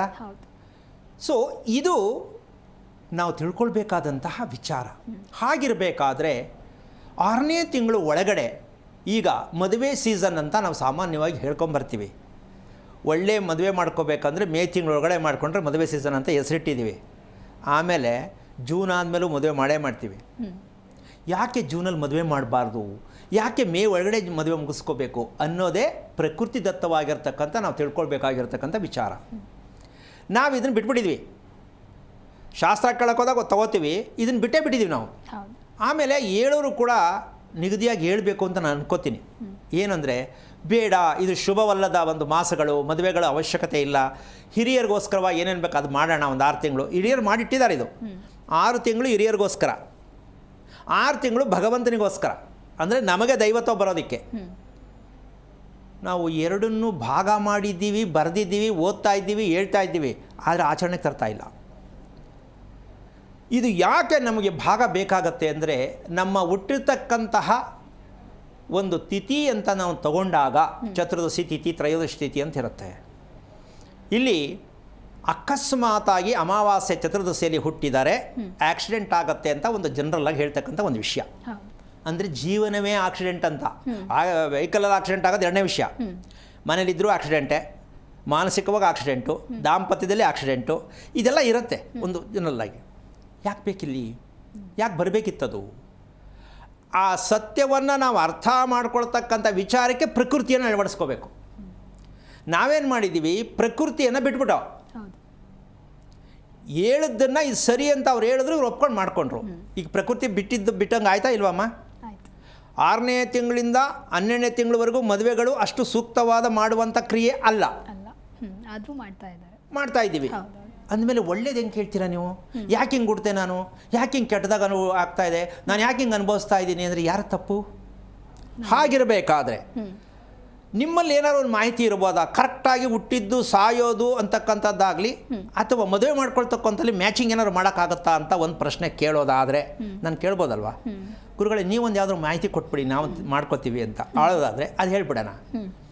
ಮೇ ತಿಂಗಳಲ್ಲಿ ಮದುವೆ ಮಾಡಿಕೊಂಡ್ರೆ 5ನೇ ತಿಂಗಳು ಅಂತ ಈಗಲೂ ಮದುವೆ ಮಾಡ್ಕೊಳ್ಳೋರು ದಯವಿಟ್ಟು ಅಲ್ಲ ಮಾಡ್ಕೊಳ್ಳಿ ಅಂತ ಹೇಳ್ತಿಲ್ಲ. ಇದನ್ನು ಟೆಸ್ಟ್ ಮಾಡಬೇಕು ಅಂದರೆ ಮಗು ಚೆನ್ನಾಗಿರಬೇಕು, ದಾಂಪತ್ಯ ಚೆನ್ನಾಗಿರಬೇಕು, ಜೀವನ ಚೆನ್ನಾಗಿರ್ಬೇಕಂದ್ರೆ ವೈಶಾಖ ಮಾಸದಲ್ಲಿ ಮದುವೆ ಮಾಡ್ಕೋಬೇಕು. ಹಂಗಂತ ವೈಶಾಖದಲ್ಲಿ ಮಾಡ್ಕೊಂಡಿದ್ದಾರಲ್ಲ ತುಂಬ ಚೆನ್ನಾಗಿದ್ದಾರೆ ಅಂತ ಕೇಳೋದಕ್ಕೆ ನಾನು ಉತ್ತರ ಕೊಡೋಕ್ಕಾಗಲ್ಲ. ಪ್ರಯತ್ನ ಮಾಡಿ ಅಂತ ಹೇಳಿದ್ದು. ಅದರಿಂದ ಹಲವಾರು ಕಾರಣಗಳಿರುತ್ತೆ. ಪ್ರಯತ್ನ ಮಾಡಿ, ಒಂದೊಂದು ಮಾಡ್ತಾ ನಿಮ್ಗೆ ಅರ್ಥ ಆಗತ್ತೆ. ಎಂಗೇಜ್ಮೆಂಟ್ ಮಾಡಿ, ಮದುವೆ ಮಾಡಿ, ಮನೆ ಪ್ರಾರಂಭ ಮಾಡಿ, ಗೃಹ ಪ್ರವೇಶ ಮಾಡಿ, ನೀವೇನು ಶುಭ ಮಾಡಬೇಕೋ 6ನೇ ತಿಂಗಳೊಳಗಡೆ ಮುಗಿಸ್ಕೊಳ್ಳಿ. ಆಮೇಲೆ ಮಾಡಬಾರ್ದಾ? ಮಾಡೋದ್ರದ್ದು ತಕ್ಕಂತೆ ಹೇಳ್ಕೊಡೋಣ. ಈ ರೀತಿಯಾಗಿ ಮೇನಲ್ಲಿ ಮದುವೆ ಆದರೆ ನೆಕ್ಸ್ಟ್ ಮೇ ಬರೋದ್ರೊಳಗಡೆ ಮಗು ಕರೆಕ್ಟಾಗಿ 3ನೇ ತಿಂಗಳು 4ನೇ ತಿಂಗಳು ಮಗು ಬರುತ್ತೆ. ಮೇಯಿಂದ ಮೇ 12 ತಿಂಗಳು, ಅದ್ರ 3 ತೆಗಿಯಮ್ಮ. 3ನೇ ತಿಂಗಳು ಮಗು ಬಂತು. ಮದುವೆಯಾಗಿದ್ದು ಉತ್ತರಾಯಣ, ಮಗು ಬಂದಿದ್ದು ಉತ್ತರಾಯಣ, ಎಷ್ಟು ಚೆನ್ನಾಗಿರುತ್ತೆ, ಹೌದಲ್ಲ? ಇದು ಯಾಕೆ ನಾವು ಅರ್ಥ ಮಾಡ್ಕೊಂಡಿಲ್ಲ? ನಮ್ಗೆ ಇಷ್ಟ ಬಂದಾಗ ಮದುವೆ ಮಾಡ್ಕೊಳ್ಳೋದು. ಶಾಸ್ತ್ರ ಕೇಳಿದೀವಿ ಗುರುಗಳೇ, ಇದೆಲ್ಲಾಗತ್ತಿದು? ಹಾಗಾದ್ರೆ ಮೇ ನಂತರದಲ್ಲಿ ಮಾಡಿಕೊಂಡ್ರೆ ಏನು ಸಮಸ್ಯೆ ಎದುರಾಗತ್ತೆ? ಅಮ್ಮ ಜೀವನದಲ್ಲಿ ಇದೇ ಅನುಭವಿಸೋದೆ. ಏನು ಅಂದರೆ ಮನಸ್ಸು ಕೇಳಿದ್ರೆ ದೇಹ ಕೇಳಲ್ಲ, ದೇಹ ಕೇಳಿದ್ರೆ ಮನಸ್ಸು ಕೇಳಲ್ಲ. ಕಾರಣ ಸತ್ತವರಿಗೆ ಮಾಡಬೇಕಾದ ಶ್ರಾದ್ದಗಳು ಮಾಡುವ ಸಮಯದಲ್ಲಿ ಮಗು ಹುಟ್ಟಿದ ಮೇಲೆ ಅದು ಕಣ್ಣು ಬಿಡ್ತಾ ಇರತ್ತೆ, ಮೂಗಲ್ಲಿ ಉಸಿರಾಡ್ತಾ ಇರತ್ತೆ, ದೇಹ ಮಾತ್ರ ಸತ್ತಿದ್ದಂಗೆ ಇರುತ್ತೆ. ಇದಕ್ಕೆ ಉದಾಹರಣೆಗಳು ಬೇಕಾದಷ್ಟೇ ಅಣ್ಣ. ಯಾಕೆ ಅಂದರೆ ದಕ್ಷಿಣಾಯನದಲ್ಲಿ ಹುಟ್ಟು ಜನನ ಎಷ್ಟು ಸರಿ, ಉತ್ತರಾಯಣ ಯಾಕೆ ಪ್ರಕೃತಿಗೆ ಅನುಸಾರ ಹೋಗ್ಲೇಬೇಕಲ್ಲಮ್ಮ ನಾವು. ಮತ್ತೆ ಅದನ್ನು ಧಿಕ್ಕಾರ ಮಾಡಿ ಹೆಂಗೆ ಹೋಗ್ತೀಯ ನೀನು? ಧಿಕ್ಕಾರ ಮಾಡಿದ್ರೆ ಹಿಂಗೆ ಬರೋದು. ನಾನು ಯಾಕೆ ಈ ನಕ್ಷತ್ರ ಹೊಡ್ತೆ, ನನಗೆ ಯಾಕೆ ಈ ಕರ್ಮ ಬಂತು? ನೀವು ಮಾಡ್ಕೊಂಡದಲ್ಲ, ತಂದೆ ತಾಯಿ ಮಾಡಿರ್ತಕ್ಕಂಥದ್ದು. ಈಗ ಆ ರೀತಿಯಾಗಿ ದುರ್ಮರಣದಲ್ಲಿ ಒಂದಿರುತ್ತೆ ಅಂತ ಇಟ್ಕೋ ಒಂದು ಕುಟುಂಬದಲ್ಲಿ. ಅದೆಲ್ಲೂ ಹೋಗಲ್ಲ, ಮನೇಲಿ ಬ್ಯಾಲೆನ್ಸ್ ಇರುತ್ತೆ. ಅದು ರಿಪೀಟ್ ಬರುತ್ತೆ. ಯಾವಾಗ ಅರ್ಧ ವಯಸ್ಸಲ್ಲಿ ಸಾಯ್ತು, ಆಕ್ಸಿಡೆಂಟಾಗಿ ಸಾಯ್ತು, ಮಗು ಹುಟ್ಟುತ್ತಾನೆ ಸಾಯ್ತು, ಹುಟ್ಟಿದ ಮೇಲೆ ಸಾಯ್ತು, ಏನೋ ಒಂದು ಸಾವು ನಡೆದಿರುತ್ತೆ. ಇದು ಸತ್ತೋಯ್ತು ಅಂತೀವಲ್ಲ, ಅಲ್ಲ, ಸತ್ತಿರೋದದು, ಹೋಯ್ತಲ್ಲ. ನಾವು ಹೇಳೋದೇನು, ಸತ್ತೋದ್ರು ಅಲ್ಲ, ಇಟ್ಟೋಗಿದ್ದಾರೆ, ನೆಕ್ಸ್ಟು ಉಪಯೋಗಿಸ್ಕೊಳ್ಳಿ ಅಂತ. ನಮಗೆ ಗೊತ್ತಿಲ್ಲ ಇದು. ಇದ್ದರೂ ಪಾಪ ತುಂಬ ಕಷ್ಟಪಟ್ಟು ಸತ್ತೋಗ್ಬಿಟ್ರು, ಸತ್ತೋಗ್ಲಿಲ್ಲ ರೀ, ಇದೆ ಕಾಯಿಲೆ ಬಂದು ಹೋದರು, ಕಾಯಿಲೆ ಇಟ್ಟೋಗಿದ್ದಾರೆ. ಇದು ನಾವು ತಿಳ್ಕೋಬೇಕು. ಇದನ್ನು ತಿಳಿದೇ ಇರತಕ್ಕಂಥದ್ದಕ್ಕೆ 100 ವರ್ಷ ಬದುಕಲಿಕ್ಕೆ ನಮ್ಮ ಕೈಲಿ ಆಗ್ತಾ ಇಲ್ಲ. ಯಾಕೆ ಅಂದರೆ ತಪ್ಪಿನ ಮೇಲೆ ತಪ್ಪು ಮಾಡ್ಕೊಳ್ತಾನೆ ಇದ್ದೀವಿ. ಮಗುವನ್ನು ಗುರುತಿಸೋದಕ್ಕೋಸ್ಕರವಾಗಿ ಪ್ರಕೃತಿಗನುಸಾರವಾಗಿ ಮಗು ಬರೋದು. ಅಂದರೆ ನಿನ್ನ ಮದುವೆ ಯಾವಾಗಾದೆ, ನಿನ್ನ ಊಟದ ಬಗ್ಗೆ ಅಭ್ಯಾಸಗಳೇನಿತ್ತು, ಆ ಸಂದರ್ಭದಲ್ಲಿ ಮಗುಗೆ ಜನನವಾಗುವ ಲೆಕ್ಕಾಚಾರದಲ್ಲಿ ಹೇಗಿತ್ತು. ಇಲ್ಲಿ ಇನ್ನೊಂದು ವಿಚಾರ ಹೇಳಬೇಕಂತ ಲೆಕ್ಕಾಚಾರದಲ್ಲಿ ನಾವು ಸಾಕಷ್ಟು ತುಂಬ ಎಡುತ್ತಾ ಇದ್ದೀವಿ. ಅಂದರೆ ಮಗುವಿಗೆ ಜನ್ಮ ಕೊಡ್ತಕ್ಕಂತಹ ಒಂದು ಅಣು ಅಂತ ಇಟ್ಕೊಳ್ಳೋಣ. ಅಂಡಾಣು ವೀರ್ಯಾಣು ಭಗವಂತನೇ, ಅದು ಯಾರೋ ಅಲ್ಲ. ಆ ಅಣು ಭಗವಂತನಾಗಿದ್ದಾನೆ ಅಂದ ಮೇಲೆ ಲೆಕ್ಕ ಹಾಕ್ಕೊಳ್ಳಮ್ಮ. ಯಾಕೆ ನಮಗೆ ಈ ಸಮಸ್ಯೆ ಬರಬೇಕಾಗಾದ್ರೆ? ಆ ಅಣು ಭಗವಂತ ಅಂತ ಒಪ್ಕೊಂಡಾಯ್ತು, ಸತ್ಯ ತಾನೆ? ಹಾಗಿದ್ದ ಮೇಲೆ ಆ ಭಗವಂತನೇ ನಮ್ಮಲ್ಲಿರಬೇಕಾದ್ರೆ ನಾವು ಯಾಕೆ ಸಮಸ್ಯೆ ಸಿಕ್ಕಾಕ್ಕೋಬೇಕು? ತಿಳ್ಕೊಬೇಕಾ ಬೇಡವಾ? ಇದರ ರಹಸ್ಯವನ್ನು ತಿಳಿತಾ ಹೋದಾಗ ನಾವೆಷ್ಟು ಅಡ್ಡದಾರಿ ಹಿಡ್ದಿದ್ದೀವಿ, ನಾವೆಷ್ಟು ಕಷ್ಟಗಳನ್ನ ಅನುಭವಿಸ್ತಾ ಇದ್ದೀವಿ ಅಂತಕ್ಕಂಥ ಸತ್ಯ ಅರ್ಥ ಆಗೋವರೆಗೂ ನಮ್ಮ ಜೀವನದಲ್ಲಿ ಯಾವಾಗಲೂ ದುರ್ಮರಣಗಳು, ಕುಟುಂಬದಲ್ಲಿ ಯಾವಾಗ ಏನಾಗುತ್ತೋ, ಯಾರಿಗೇನು ಬರುತ್ತೋ, ಈ ಥರ ಭಯದಲ್ಲೇ ಬದುಕಬೇಕಾಗತ್ತೆ. ಹಾಗಾದರೆ ಈ ಎಲ್ಲ ಕಾರಣಗಳಿಂದಲೇ ಅಕಾಲಿಕ ಮರಣಕ್ಕೆ ತುತ್ತಾಗಬಹುದಾ? 1000 ಪಟ್ಟು. ಹಾಗಿದ್ದ ಮೇಲೆ ನೀವು ಹುಟ್ಟಿರೋದು ತಗೊಳ್ಳಿ, ನೀವು ಮದುವೆ ಮಾಡ್ಕೊಂಡ್ರೆ ಹೆಂಡತಿ ವಿಷಯ ತಗೊಳ್ಳಿ, ನಿಮ್ಮ ಹೊಟ್ಟೆಲಿ ಹುಟ್ಟಿದ ಮಕ್ಕಳ ವಿಷಯ ತಗೊಳ್ಳಿ. ಗಂಡ ಹೆಂಡ್ತಿದು ಒಂದೇ ದಿನ ಹುಟ್ಟಿರ್ತಕ್ಕಂಥ ಸಾಧ್ಯತೆ ಇಲ್ಲ, ಹುಟ್ಟಿದ್ರು ಒಂದೇ ಥರ ಮ್ಯಾಚಿಂಗ್ ಇರಲ್ಲ. ಮತ್ತು ಮದುವೆ ಹೆಂಗಾಗತ್ತಿದು? ಹಿಂಗಾಗಿದೆ ಇದು. ಇದು ನಿಜಕ್ಕೂ ಹೇಳ್ತೀನಮ್ಮ, ಬಗೆಹರಿದೇ ಇರತಕ್ಕಂಥ ಸಮಸ್ಯೆಯ ಕಗ್ಗಂಟಲ್ಲಿ ಸಿಕ್ಕಾಕೊಂಡ್ಬಿಟ್ಟಿದ್ದೀವಿ ನಾವು. ಇದನ್ನು ನಾವು ಹೇಳೋರು ಸರಿಯಾಗಿ ಹೇಳ್ತಾ ಇಲ್ಲ, ನಮ್ಮ ಮಾಹಿತಿ ಸರಿಯಾಗಿ ಕೊಡ್ತಾ ಇಲ್ಲ, ನಾವು ಅದನ್ನು ಹೇಳೋದು ಬೇಡ. ಅವ್ರ ಇಷ್ಟ, ಅವ್ರೇನೋ ಹೇಳ್ಕೊಳ್ಳಿ. ನಮ್ಮ ಕರ್ತವ್ಯ ಏನು? ಈಗ ನಾವು ಯಾವುದೇ ಒಂದು ವೆಹಿಕಲ್ ಕೆಟ್ಟೋದ್ರೆ ಆ ಕಂಪನಿದನ್ನೇ ಹುಡ್ಕೊಂಡು ತಂದಾಕ್ತೀವಲ್ವಾ, ಯಾವುದನ್ನು ಹಾಕಲ್ಲ ಅಲ್ವಾ? ಹಾಗಿರಬೇಕಾದ್ರೆ ನಮ್ಮ ಮನೆಯಲ್ಲಿ ಯಾವುದೋ ಒಂದು ಸಾವು ನಡೀತು, ಒಂದು ಆಕ್ಸಿಡೆಂಟ್ ಆಯಿತು, ಒಂದು ದುರ್ಮರಣ ಆಯಿತು ಅನ್ನೋದನ್ನು ನಾವು ತಿಳ್ಕೊಳ್ಳೋಕೆ ಪ್ರಯತ್ನ ಮಾಡಬೇಕಾ, ಮರಿಬೇಕಾ? ಅದನ್ನು ನಾವು ಮರ್ತು ಬಿಡ್ತೀವಿ. ನಾವು ಸತ್ರು ಸಾಯ್ತರು ಬಿಡ್ರಿ ಇನ್ನೇನು ಅಂತ. ಆದರೆ ಇಲ್ಲೇ ನಾವು ಲೋಪ ಆಗ್ತಾ ಇರೋದು. ಯಾಕೆ ಅಂದರೆ ಏನು ಘಟನೆ ನಡೆಯುತ್ತೋ ನಮ್ಮ ಎಚ್ಚರಿಕೆ ತಪ್ಪಿದೆ. ಅದಕ್ಕೆ ಮಗು ಸಾಯಿತು, ಅದಕ್ಕೆ ಮದುವೆಯಾಗದೆ ಸತ್ರು, ಅಥವಾ ಮದುವೆಯಾಗಿ ಸತ್ರು. ಇದು ನಮ್ಮ ಎಚ್ಚರಿಕೆಯ ತಪ್ಪಿರೋ ಕಾರಣವಾಗಿ ಇದು ನಡೀತಾ ಇದೆ ಅಂತ ತಿಳ್ಕೋಬೇಕೇ ಹೊರತು ಭಗವಂತ ಆಯುಸ್ಕೊಟ್ಟವನೇ ಅಂತ ನಾವು ಅನ್ಕೋತಾ ಇದ್ದೀವಲ್ಲ, ನಾವೆಂಥ ಶತಮೂರ್ಖರು ಅಂತ ಹೇಳಿ ಮಾಡಿ. ಆಯಸ್ಸು ಭಗವಂತ 100 ವರ್ಷ ಕೊಟ್ಟಿರೋದು. ನೀವು ಇದ್ದೀರಾ 100 ವರ್ಷ ಬದುಕೋಕ್ಕಾಗಿದೆಯಾ? ಇಲ್ಲ. ಯಾಕೆ? ಇದಕ್ಕೆ ಪ್ರಶ್ನೆ ಹಾಕೋಬೇಕಾ ಬೇಡಮ್ಮ? ಈ ಪ್ರಶ್ನೆ ನಮ್ಮದೇ ಹೊರತು ಭಗವಂತನದಲ್ಲ. ಅವ್ರು ಕೊಟ್ಬಿಟ್ಟಿದಾರಪ್ಪ ಮಾರ್ಕ್ಸ್ 100, ಅದ್ರಲ್ಲಿ 35 ತಗೊಳ್ಳೋದು ಜಸ್ಟ್ ಪಾಸ್ಗೆ ಅಲ್ಲಮ್ಮ. 100 ಮಾರ್ಕ್ಸ್ ಇದೆ ತಾನೆ, ಬಳಸ್ಕೊಂಡು 99 ತಗೋ. ಬಟ್ ನೀನು ಏನೂ ಮಾಡಿದೆ, ಪ್ರಯತ್ನ ಮಾಡಿದೆ, 35 ಜಸ್ಟ್ ಪಾಸು ಅಂದ್ರೆ ಯಾರ ತಪ್ಪು? ಹಾಗೆ ಭಗವಂತ ನಮಗೆ ಪರೀಕ್ಷೆಗೋಸ್ಕರವಾಗಿ ಕಳಿಸಿದ್ದಾನೆ ಭೂಮಿಯಲ್ಲಿ. ನೀನು ಏನು ತಿಳ್ಕೊತೀಯೋ, ಏನು ಮಾಡ್ತೀಯೋ, ಹೇಗೆ ಬದುಕ್ತೀಯೋ. ಆದರೆ ಅದಕ್ಕೆ ನಾವು ಹೇಳ್ತಕ್ಕಂಥದ್ದು ಕರ್ಮಭೂಮಿ. ಕರ್ಮವನ್ನು ತೀರಿಸುವುದಕ್ಕೆ ಕರ್ತವ್ಯದ ಮೂಲಕವಾಗಿ ಈ ಭೂಮಿಗೆ ನಿನ್ನನ್ನು ಕಳಿಸಿದ್ದೀನಿ. ಅದಕ್ಕೆ ಮಗು ಹುಟ್ಟಿದ ತಕ್ಷಣ ಅಳೋದು. ಮತ್ತೆ ಯಾಕಪ್ಪ ಭಗವಂತ ಈ ಭೂಮಿಗೆ ತಳ್ಳದೆ ನನ್ನ ಅಂತ ಮಗು ಹುಟ್ಟಿದ ತಕ್ಷಣ ಅಳುತ್ತೆ. ಅದು ಅಳದೇ ಇದ್ರೂ ಅಳಿಸ್ತಾರೆ. ಯಾಕೆ ನೀವು ಕನ್ಫರ್ಮ್ ಆಗಬೇಕಲ್ಲ ಮಗು ಇದೆಯಾ ಇಲ್ವಾ ಅಂತ. ಹೌದು ತಾನೆ? ಸೊ ಇವೆಲ್ಲ ನಾವು ಏನೋ ಒಂದು ಸೈನ್ಸಲ್ಲಿ ನಾವು ಎಷ್ಟೇ ಕೋಟಿ ವರ್ಷ ಬದುಕಿ ಏನೇ ಮಾಡಿದರೂ ಕೂಡ ಆಧ್ಯಾತ್ಮಿಕ ಅಂತಕ್ಕಂಥದ್ದು ಇದೆಲ್ಲವನ್ನು ಕೂಡ ನಾವು ತಿಳ್ಕೊಳ್ಳೋಕೆ ಪ್ರಯತ್ನ ಮಾಡಬೇಕು. ನಮ್ಮ ತಪ್ಪುಗಳು ಎಲ್ಲಾಗಿದೆ ಅಂದರೆ ನಮ್ಮ ಮನೆಯಲ್ಲಿ ಹುಟ್ಟಿರ್ತಕ್ಕಂಥ ಮಕ್ಕಳಿಂದಾನೇ ತಪ್ಪು, ಅವರಿಂದ ಅಲ್ಲ. ನಮ್ಮ ಹೆಂಡತಿ ಬಂದದಾಗಿಂದ ತಪ್ಪು ಅಂತ ಅಂದ್ಕೊಳ್ಳೋದಲ್ಲ. ನಾನು ಏನನ್ನು ತಿಳಿಬೇಕಿತ್ತು ಅಂತ ಮನೆಯ ಯಜಮಾನನಾದ ಕರ್ತವ್ಯಪೂರಿತವಾಗಿ ನಡ್ಕೊಳ್ಳೋದು ತಿಳ್ಕೊಳ್ಳೋದು ಆದರೆ ಇಡೀ ಕುಟುಂಬ ಸೇಫ್. ಈಗ ನಾವು ಅವ್ರ ಮೇಲೆ ಇವ್ರ ಮೇಲೆ ಅವ್ರು ಹಾಕ್ಕೊಂಡೇ ಜೀವನ ಕಳೀತಾ ಇದ್ದೀವಿ ಹೊರ್ತು ದೇವ್ರ ಮೇಲೂ ತೊಗೊಂಡೋಗಿ ಹಾಕ್ತಾ ಇದ್ದೀವಿ. ನನಗೆ ಯಾಕೆ ದೇವರು ಇಂಥ ಕಷ್ಟ ಕೊಟ್ಟ ಅಂತ. ಈಗ ಯೋಚನೆ ಮಾಡಮ್ಮ ಸ್ವಲ್ಪ, ನಾವು ಎಷ್ಟು ಅರ್ಥವಿಲ್ಲದ ಬದುಕಲ್ಲಿ ಬದುಕ್ತಾ ಇದ್ದೀವಿ, ಹೌದಲ್ಲ? ಯಾಕೆ ವಿಚಾರ ಹೇಳಿದೆ ಅಂದರೆ ಪ್ರತಿಯೊಂದೂ ಭಗವಂತ ಕಳಿಸಿದ್ದಾನೆ, ಯಾವುದು ತಪ್ಪು ಮಾಡಿಲ್ಲ. ನೀವು ಆರಿಸ್ಕೊಳ್ದಿರೋ ತಪ್ಪು ಯಾರ್ದು? ಅವ್ರದ್ದೇ ತಪ್ಪಾಗುತ್ತೆ. ಏನು ಮಾಡಿದ್ರು ಯಾರೋ ಒಬ್ರು ಹೇಳಿದ್ರು ಅದು ಒಳ್ಳೇದಂತೆ ಮಾಡ್ಕೊಳ್ಳೋಣ, ಹಿಂಗೆ ಆಗಿದ್ರೆ ಹೊರತು ನೀವು ತಿಳಿದಿದ್ದೇನು, ನೀವಿಲ್ಲಿ ಹುಟ್ಟಿದ್ದೇನು, ಅದೊಂದು ಸ್ಕೀಮ್ ಮಾಡ್ಕೊಂಬಿಟ್ಟವ್ರೆ. ಏನಾರ ಸಮಸ್ಯೆ ಬಂದರೆ ಅಲ್ಲಿ ಹೋಗಿ ಕೇಳೋದು, ಅದೇನು ಸಾಲ್ವ್ ಆಗೇ ಇಲ್ವಲ್ಲ, ಇಲ್ಲಿವರೆಗೂ ಆಗೋದು ಇಲ್ವಲ್ಲ ಅದು. ಯಾಕೆ ಅಂದರೆ ಆ ಸತ್ಯ ಇನ್ನೂ ಓಪನ್ನೇ ಆಗಿಲ್ವಲ್ಲ. ಹಾಗೆ ನಾವು ಈ ಭೂಮಿಯಲ್ಲಿ ಹುಟ್ಟಿದ ಋಣ ತೀರಿಸಬೇಕು ಅಂದರೆ ನಾವು ಪ್ರತಿ ಕ್ಷಣ ಕಲಿತಾ ಇರಬೇಕು. ನಮ್ಮ ತಪ್ಪು ಏನಾಗ್ತಾ ಇದೆ, ನಾವೇನು ತಪ್ಪು ಮಾಡ್ತಾ ಇದ್ದೀವಿ, ಈ ತಪ್ಪಿಗೆ ಸರಿ ಮಾಡ್ಕೊಳ್ಳೋ ವಿಧಾನ ಯಾವುದು, ಇದನ್ನೇ ಆಧ್ಯಾತ್ಮ ಅಂತಾರೆ, ಧಾರ್ಮಿಕ ಅಂತಾರೆ. ನಾವು ದೇವ್ರನ್ನೇ ಹುಡ್ಕಕ್ಕೆ ಹೋಗ್ತೀವಲ್ಲ, ದೇವಸ್ಥಾನಕ್ಕೆ ಹೋಗಿ ಯಾವಾಗಲೂ ಕೂತಿರ್ತೀವಲ್ಲ ಊಟ ತಿಂಡಿ ಬಿಟ್ಬಿಟ್ಟು, ಅದನ್ನು ದೇವರು ಅಂತ ಅಂದ್ಕೊಂಡ್ರೆ ತಪ್ಪಾಗತ್ತೆ, ಹೌದಲ್ಲ? ಅದಕ್ಕೋಸ್ಕರವಾಗಿ ಆತ್ಮ ಅನ್ನೋದು ನಮಗಿದೆಯಲ್ಲಮ್ಮ, ಆತ್ಮದಲ್ಲಿ ಭಗವಂತ ಇದನ್ನು ಅಂತ ಒಪ್ಕೊಂಡಿದ್ದೀವಲ್ಲಮ್ಮ. ನಾವು ಏನು ಕೆಡಿಸಿದ್ದೀವಿ ಅಂದರೆ ಆತ್ಮನಿಷ್ಠೆಯನ್ನು ಬಿಟ್ಟಿದ್ದೀವಿ. ಆತ್ಮನಿಷ್ಠೆಯನ್ನು ಬಿಟ್ಟಿದ್ದೀವಿ. ಹೇಗೆ ಬಿಟ್ಟಿದ್ದೀವಿ ಅಂತ ಕುತೂಹಲ ಇದೆಯಲ್ವಾ, ಅದನ್ನು ಹೇಳೋಣ. ಆತ್ಮನಿಷ್ಠೆಯನ್ನು, ಆತ್ಮಸತ್ಯವನ್ನು ನಾವು ಬಿಟ್ಟಾಗಿದೆ. ಆ ಕಾರಣದಿಂದಾಗಿ ದುರ್ಮರಣಗಳಿಂದ ನಾವು ಸಾವನ್ನು ಅನುಭವಿಸ್ತಕ್ಕಂತಹ ಒಂದು ಭಯದ ವಾತಾವರಣದಲ್ಲಿ ಬದುಕುತ್ತಿದ್ದೇವೆ. ಅಮ್ಮ, ಸಾವು ಅಂತಕ್ಕಂಥ ವಿಚಾರಕ್ಕಿಂತ ಹೆಚ್ಚಾಗಿ ಮನುಷ್ಯನಿಗೆ ದೊಡ್ಡ ಭಯ ಯಾವುದು ಅಂದರೆ ಏನಾಗ್ಬಿಡುತ್ತೋ. ಬೆಳಿಗ್ಗೆ ಸಾಯಂಕಾಲ ಯೋಚನೆ ಮಾಡೋದು, ಸಾಯಂಕಾಲಕ್ಕೆ ಬೆಳಿಗ್ಗೆ ಯೋಚನೆ ಮಾಡೋದು, ಮಲ್ಕೊಳ್ಳೋಕೆ ಯೋಚನೆ ಮಾಡೋದು, ಬೆಳಿಗ್ಗೆ ಏನೇನಾಗುತ್ತೋ ಅಂತ. ಈ ಮಟ್ಟಕ್ಕೆ ಭಯ ಇದೆಯಲ್ವಾ?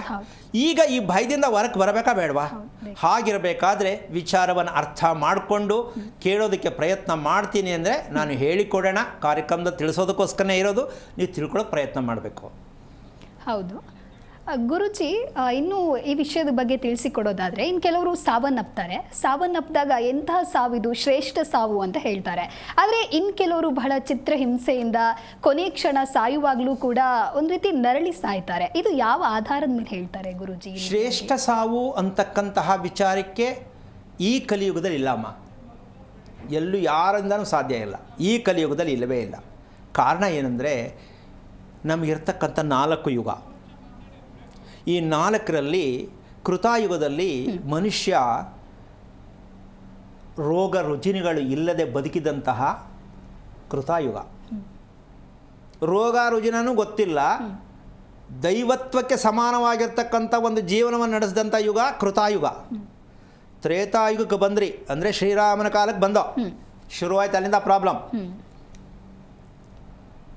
ಏನದು ಅಂದರೆ ನಾವು ಆ ತ್ರೇತಾಯುಗದಲ್ಲಿ ಮಾಡ್ತಾ ಇರ್ತಕ್ಕಂಥ ಕರ್ತವ್ಯ ಏನಾಗಿತ್ತು ಅದು ತಿಳಿದಿಲ್ಲ ಅಂದರೆ ಯಾರಿಗೂ ಗೊತ್ತಿಲ್ಲ ಅಂತಲ್ಲ, ನಮ್ಗೆ ಅದು ಗಮನಕ್ಕೆ ತಗೊಂಡಿಲ್ಲ. ದ್ವಾಪರಾಯುಗಕ್ಕೆ ಬಂದ್ವಿ, ನಾವೆಷ್ಟು ಬದಲಾವಣೆ ಆಗ್ತಾ ಬಂದ್ವಿ. ಶ್ರೀಕೃಷ್ಣ ಬಂದಂತಹ ಸಮಯ ದ್ವಾಪರಾಯುಗ, ಶ್ರೀರಾಮ ಬಂದಂಥ ಸಮಯ ತ್ರೇತಾಯುಗ. ಅವರ ಕಾಲದಲ್ಲಿ ನಡೆದಂತಹ ಹೇಗಿತ್ತು, ಶ್ರೀಕೃಷ್ಣನ ಕಾಲ ದ್ವಾಪರಾಯುಗದಲ್ಲಿ ನಡೆದಂಥ ಏನಾಯಿತು, ಅಲ್ಲಿಂದ ಕಲಿಯುಗಕ್ಕೆ ಬಂದು ಅಮ್ಮ.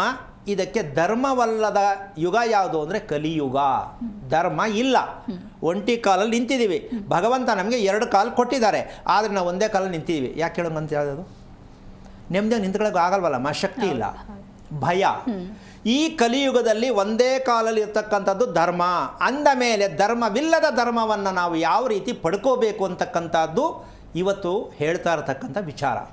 ಧರ್ಮ ಇಲ್ಲ ಅಂತಕ್ಕಂಥದ್ದಾದರೆ ಯಾಕೆ ಅಂದರೆ ಆ ಧರ್ಮವನ್ನು ನಾವು ಮತ್ತೆ ಯಾವಾಗ ಮರುಸ್ಥಾಪನೆ ಮಾಡಬೇಕು. ಇದೇ ಭಗವದ್ಗೀತೆಯಲ್ಲಿ ಶ್ರೀಕೃಷ್ಣ ಹೇಳಿರೋದು. ಪೂರ್ಣವಾಗಿ ಪತನದ ಹಂಚಿಗೆ ಹೋದಾಗ ನಾನು ಕೆಲಸ ಶುರು ಮಾಡ್ತೀನಿ ಅಂತ ಹೇಳಿ ಶ್ರೀಕೃಷ್ಣನ ಕಾಯ್ತಾ ಇರತಕ್ಕಂಥ ಒಂದು ಅಂಶ ಕೂಡ ಇದೆ ಇದರಲ್ಲಿ.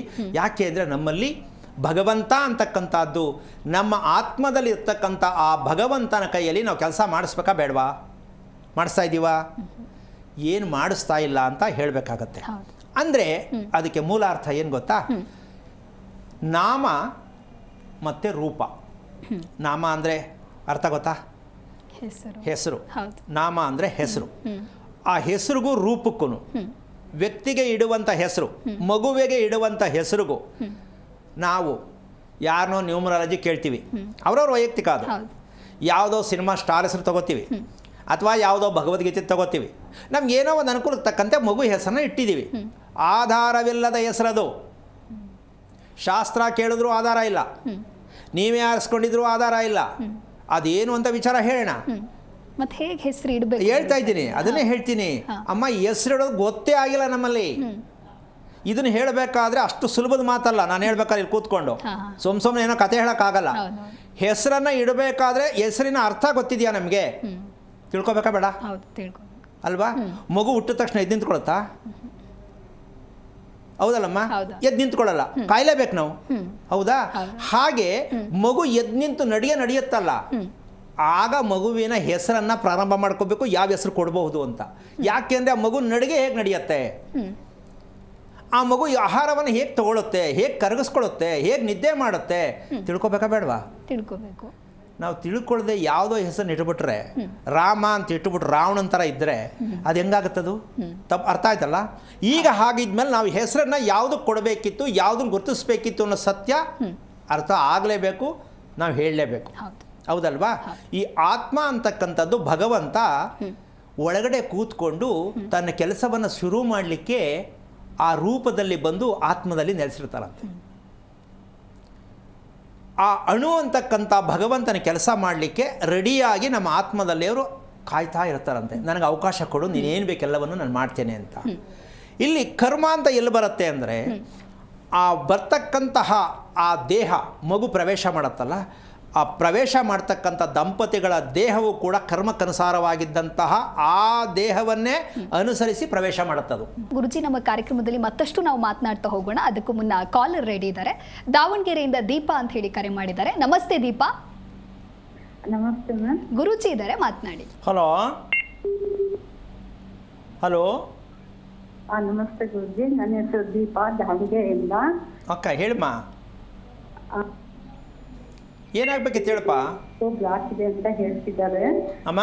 ಅದಕ್ಕೆ ಒಂದು ಟ್ಯೂಬು ಬ್ಲಾಕ್ ಇದೆ ಅಂತ ಹೇಳಿದ್ರು ಗುರುಜಿ, ಇದು ಹಾಸ್ಪಿಟ್ಲಲ್ಲಿ. ಅದಕ್ಕೆ ಏನ್ ಮಾಡ್ಬೇಕು ಗುರುಜಿ? ಮಕ್ಕಳಾಗಿಲ್ಲ. ಓಕೆ, ನಿಮ್ಮ ದೇವ್ರು ಯಾವುದು? ನಮ್ಮ ದೇವರು ಇದು ಗುರುಜಿ, ತೋಳ್ದ ಭವಾನಿ. ಗಂಡು ದೇವ್ರು ಯಾವುದಮ್ಮ? ಅದು ತೋಳ್ದ ಭವಾನಿ. ಗಂಡು ದೇವ್ರು ಕೇಳ್ತೀನಿ ಹಬ್ಬ. ಗುರುಜಿಯಮ್ಮ. ನಿಜಕ್ಕೂ ತುಂಬ ತುಂಬ ಅದಕ್ಕೆ ಒಂದು ಸಣ್ಣ ಉದಾಹರಣೆ ಕೊಡ್ತೀನಮ್ಮ, ತಿಳ್ಕೊ. ಶಿವನ ದೇವಸ್ಥಾನಕ್ಕೆ ಹೋಗೋ ಅಭ್ಯಾಸ ಇದೆಯಾ? ಶಿವ ದೇವಸ್ಥಾನ 11 ದಿನ ಏಕದಶಾರುದ್ರ ಅಂತ ಬರುತ್ತೆ. ಮನೆಯಲ್ಲಿ ಮಾಡಿಸೋದು ತುಂಬ ಒಳ್ಳೆಯದು. ಅಕಸ್ಮಾತ್ ಆಗಲಿಲ್ಲ, ಮನೆ ದೇವಸ್ಥಾನಕ್ಕೆ ಹೋಗೋದು. ಬೆಳಿಗ್ಗೆ ನೀವು ಯಾವಾಗಲೂ 8:30 9ಕ್ಕೆ ಹೋಗೋದು ಆಗಲ್ಲ, ಸೂರ್ಯೋದಯಕ್ಕೆ ಮುಂಚೆ ಪ್ರಾರಂಭ ಆಗಬೇಕು. ಆ ಥರ ಪುರೋಹಿತರ ಹತ್ರ ರಿಕ್ವೆಸ್ಟ್ ಮಾಡ್ಕೋಬೇಕು, ನಮಗೆ ಈ ರೀತಿ ಒಂದು 11 ದಿನ. ಶಿವನ ದೇವಸ್ಥಾನ. ಅವ್ರ ಹಿಂದಿನ ದಿನನೇ ಹೋಗಿ ಕೇಳ್ಕೋಬೇಕು, ನಮ್ಗೆ 11 ದಿನ ಮಾಡಿಕೊಡ್ಬೇಕು, ನಾವೇನು ಕೊಡಬೇಕು, ಪ್ರಸಾದಕ್ಕೆ ಏನು ಕೊಡಬೇಕು, ಪೂಜೆ ಪ್ರತಿಯೊಂದನ್ನು ಅವ್ರು ಕೇಳಿಬಿಟ್ಟು ಇಷ್ಟು ಅಮೌಂಟ್ ಕೊಡ್ತೀವಿ ಅಂತ 2 ತೊಗೊಂಡೋಗಿ ಕೊಡಬೇಕು. ಬಿಲ್ವ ಪತ್ರೆಯ ಅಷ್ಟೋತ್ತರ ಆಗಬೇಕು. ಅಭಿಷೇಕ ಆದಮೇಲೆ ಮನೆಯಿಂದ ಒಂದು ಬೆಳ್ಳಿ ಗ್ಲಾಸ್ ತೊಗೋಬೇಕು. ಆ ಬೆಳ್ಳಿ ಗ್ಲಾಸಲ್ಲಿ ಅಭಿಷೇಕ ಆದಲ್ಲೇ ಹಾಲನ್ನ ಈಸ್ಕೋಬೇಕು. ದೇವ್ರ ಹತ್ರ ಕೂತ್ಕೊಂಡು ಓಂ ನಮಃ ಶಿವಾಯ 5 ಸಲ ಹೇಳಿ ಆ ಹಾಲನ್ನು ಕುಡಿಬೇಕು. ಬಿಲ್ಲೋಪತ್ರೆ ಕೊಡ್ತಾರಲ್ಲ, ಅಷ್ಟೋತ್ತರ ಮಾಡಿ ಅದನ್ನು 3 ಎಲೆಯನ್ನು ನೀಟಾಗಿ ಚೆನ್ನಾಗಿ ಅಗದು ತಿನ್ನಬೇಕು. 3/4 ಗಂಟೆ ಬಿಟ್ಟು ತಿಂಡಿ, ಕಾಫಿ, ಟೀ ಏನು ಬೇಕಾದ್ರೆ ತೊಗೋಬೋದು. ಮತ್ತು ಗಂಧ ಹಚ್ಚಿರ್ತಾರಲ್ಲ ಲಿಂಗಕ್ಕೆ, ಅದನ್ನು ಈಸ್ಕೊಂಡು ಹಣೆಗೆ ಹಚ್ಕೋಬೇಕು. ಮತ್ತು ಸ್ವಲ್ಪ ನಾಭಿಗೆ ಹಚ್ಕೋಬೇಕು. ನಾಭಿ ಒಕ್ಕಳು. ಅಯ್ಯೋ, ಕನ್ನಡ ಇನ್ನೂ ಎಷ್ಟು ಕಲಿಸ್ಕೊಳ್ಬೇಕೋ ಗೊತ್ತಿಲ್ಲ. ಆ ನಾಭಿಗೆ ಮತ್ತು ಹಣೆಗೆ ಹಚ್ಕೋಬೇಕು. ಹಚ್ಕೊಂಡಾಗ ಮನಸ್ಸು ತಣ್ಣಗಿರುತ್ತೆ. 11 ದಿವಸ ಬೇಡ, 5 ದಿನ ಮಾಡಿ ಅವಕಾಶ ಆದರೆ ಕರೆ ಮಾಡಿ ನೋಡು ಎಷ್ಟು ನಿದ್ದೆ ಬರುತ್ತೆ, ಯಾವ ಕಾರಣಕ್ಕೂ ಹೆಂಗೆ ಫಿಲ್ ಆಗುತ್ತೆ ಅದು ಅಂತ ಡಾಕ್ಟ್ರೇ ಸರ್ಪ್ರೈಸ್ ಆಗ್ಬೋದು. ಏನಪ್ಪ ಇದು ಈ ಮಟ್ಟಕ್ಕೆ ಬದಲಾವಣೆ ಐತೆ ಅಂತ. ಮಾಡ್ತೀಯಮ್ಮ? ಮಾಡ್ತೀನಿ. ಅದು ಬ್ಲಾಕ್ ಆಗಿರೋದು ಓಪನ್ ಆಗುತ್ತೆ ಗುರುಜಿ. ಒಂದು ನಿಮಿಷ ಇದು ಮಾಡು ತಾಯಿ. ಇದು ಮಾಡಿದಾಗ ನಿನಗೆ ಏನು ಫಲಿತಾಂಶ ಅಂತ ಗೊತ್ತಾಗತ್ತೆ. ನಾನು ಅದಾಗತ್ತೆ ಇದಾಗತ್ತೆ ಅಂತ ನಾನು ಹೇಳೋದು ದೇವರಲ್ಲ. ನಾನು ಪ್ರಯತ್ನವನ್ನು ಮಾಡು. ಮತ್ತು ಮನದೇವರನ್ನು ಬಿಟ್ಟು ಬದುಕ್ತಾ ಇದ್ದೀರಾ ನೀವು. ಬರೀ ಹೆಣ್ದೇವ್ರು ಮಾತ್ರ ಹೇಳ್ತಾ ಇದ್ದೀರಾ. ಗಂಡ ಇಲ್ಲದೆ ಹೆಂಡತಿ ಇಲ್ಲ, ಹೆಂಡತಿ ಇಲ್ಲದೆ ಗಂಡ ಇಲ್ಲ. ಒಂದೇ ದೇವ್ರು ಹಿಡ್ಕೊಂಡು ಹೆಂಗೆ ಮಾಡ್ತಾ ಇದ್ದೀರಾ ನೀವು? ಸುಮಾರು ಜನ ಈ ಥರ ಇದ್ದಾರೆ. ಫಸ್ಟ್ ಇದನ್ನು ಮಾಡಿ, ಶಿವನ ಮೊರೆ ಹೋಗಿ ಪ್ರಯತ್ನ ಮಾಡಿ, ಒಳ್ಳೆಯದಾಗಲಿ. ಓಕೆ, ಥ್ಯಾಂಕ್ ಯು ದೀಪಾ ಕರೆ ಮಾಡಿದ್ದಕ್ಕಾಗಿ. ಇನ್ನು ಕುಣಿಗಲ್ಲಿಂದ ಮಂಜುನಾಥ್ ಅಂತ ಹೇಳಿ ಕರೆ ಮಾಡಿದ್ದಾರೆ. ನಮಸ್ತೆ ಮಂಜುನಾಥ್. ಮೇಡಮ್ ನಮಸ್ಕಾರ. ಓಕೆ, ಗುರುಜಿ ಇದ್ದಾರೆ, ಮಾತನಾಡಿ. ಹಲೋ ಸರ್, ನಾವು ಮಂಜುನಾಥ್ ಅಂತ ಸರ್. ನಾನು ಸಾರಲ್ವಲ್ಲ. ಗುರುಜಿ ಹೇಳಿ ಸರ್. ಗುರುಜಿ ಯಾಕಪ್ಪ, ಯಾರ ಹತ್ರ ಮಾತಾಡ್ತೀನೋ ಅರಿವಿಲ್ವಲ್ಲ ಅಣ್ಣ? ಇಲ್ಲ ಸರ್. ಇಲ್ಲ, ಇವೆಲ್ಲ ಬೇಕು. ಇಲ್ಲ ಅಲ್ಲ, ಪ್ರಯತ್ನ ಮಾಡಿ ಅಂತ ಹೇಳ್ಕೊಡ್ತಾ ಇದ್ದೀನಿ ನಾನು ಅಷ್ಟೇ. ಯಾಕೆಂತಂದರೆ ಯಾವ ಮಾತನ್ನು ಯಾವ ಸಂದರ್ಭದಲ್ಲಿ ಬಳಸಬೇಕು, ಇದೇ ಜೀವನದಲ್ಲಿ ಭಗವಂತ ಕೊಟ್ಟಿರತಕ್ಕಂಥದ್ದು. ನಾವು ಎಲ್ಲರ ಹತ್ರನೂ ಒಂದೇ ಮಂತ್ರ. ಮಾರಮ್ಮನಿಗೂ ಅದೇ ಮಂತ್ರ, ಆಂಜನೇಯನಿಗೂ ಅದೇ ಮಂತ್ರ. ದೇವಸ್ಥಾನಕ್ಕೆ ಹೋಗ್ತಾ ಇದ್ದೀನಿ ಅಂತ ಹೇಳಿದ್ದು, ಮಾಡಿದ್ದು ಏನಂತೂ ಒಳ್ಳೆಯದಾಗಿಲ್ಲ. ಇದನ್ನು ಕಲ್ತ್ಕೊಳ್ಳಿ ಅಂತ ಹೆಸರು ಪೂರ್ತಿ ಕೇಳಿಸ್ಕಣ್ಣ. ಮಂಜುನಾಥ ಅಂತ ಹೆಸರು ಇಟ್ಕೊಂಡಿದ್ಯಾ, ಅರ್ಥ ಆಗಲಿ ಅಂತ ಹೇಳಿದೆ. ಹೇಳಿ ಇವಾಗ ಸಮಸ್ಯೆ ಏನು? ಸ್ವಾಮೀಜಿ, ನಮ್ಮ ಮನೇಲಿ ಯಾಕೋ ಎಲ್ಲ ಒಂದೊಂದು ಜನ ತೊಂದರೆ ಇದೆ ಸ್ವಾಮೀಜಿ ನಮಗೆ. ಎಷ್ಟು ವಯಸ್ಸು ನಿನಗೆ? ನನ್ಗಾಲೆ ಒಂದು 42 ಸ್ವಾಮೀಜಿ. ಮದುವೆ ಯಾವಾಗಾಯಿತು? ಮದುವೆ ಆಲೆ ಒಂದು 10 ವರ್ಷ ಇದೆ ಸರ್. ಮೇಲೆ ಮಕ್ಕಳೆಷ್ಟು? 2 ಹೆಣ್ಮಕ್ಳಿದ್ದಾರೆ ಗುರುಜಿ. ಯಾಕೆ ಬೇಜಾರಲ್ಲಿ ಹೇಳ್ತೀಯಲ್ಲ? ಚೆನ್ನಾಗಿ ಹೇಳು. 2 ಮಕ್ಕಳಿದ್ದಾರೆ, ಹೆಣ್ಣು ಮಕ್ಕಳು ಅಂತ. ಹೆಣ್ಣು ಅಂದರೆ ಬೇಜಾರಾ? ಇಲ್ಲ, ಆ ಥರನೇ ಇಲ್ಲ ಗುರುಜಿ. ಹಾಂ, ಧೈರ್ಯವಾಗಿರೋ. ಅದೇನು ಕೆಲವರು ಡಲ್ ಆಗಿಬಿಡುತ್ತೆ, ವಾಯ್ಸೇ ಹೋಗ್ಬಿಡುತ್ತೆ. ಗಂಡು ಅಂದ ತಕ್ಷಣ ಅಪ್ಪ ಆಗ್ಬಿಡ್ತದೆ. ಹೆಣ್ಣು ಮಕ್ಕಳಾದ್ರೇನು ಗಂಡು ಮಕ್ಕಳಾದ್ರು ಮಕ್ಕಳೇ ಅಲ್ವಾ? ಓ, ಮಕ್ಕಳೇ. ಓಕೆ, ಕೊನೆ ಮಗು ನಕ್ಷತ್ರ ಗೊತ್ತಾ? ಕೊನೆ ಮಗಳು ತನುಶ್ರೀ ಅಂತ. ನಕ್ಷತ್ರ ಹೇಳಬೇಕು ನನಗೆ. ನಕ್ಷತ್ರ ನಾವು ಕೇಳಿಲ್ಲ ಗುರುಜಿ. ಅಣ್ಣ, ಇದಕ್ಕೆ ಜಾಗ ಇಲ್ಲ ಅಣ್ಣ. ಫಸ್ಟು ನೀನು ನಿನ್ನ ಮಗಳ ನಕ್ಷತ್ರ ತಿಳ್ಕೊಂಡ್ರೆ ಅಪ್ಪ ಅಂತ ನೀನು ಆ ಸ್ಥಾನವನ್ನು ತುಂಬ್ತೀಯ. ಮಕ್ಕಳು ನಕ್ಷತ್ರ ಗೊತ್ತಿಲ್ಲ ಅಂದರೆ ಕರ್ತವ್ಯಪೂರಿತವಾದ ತಂದೆ ತಾಯಿಗಳಲ್ಲ. ಈ ಕರ್ಮಕ್ಕೆ ಗುರಿಯಾಗಬೇಡ. ಮೊದಲು ಹೋಗಿ ತಿಳ್ಕೊ.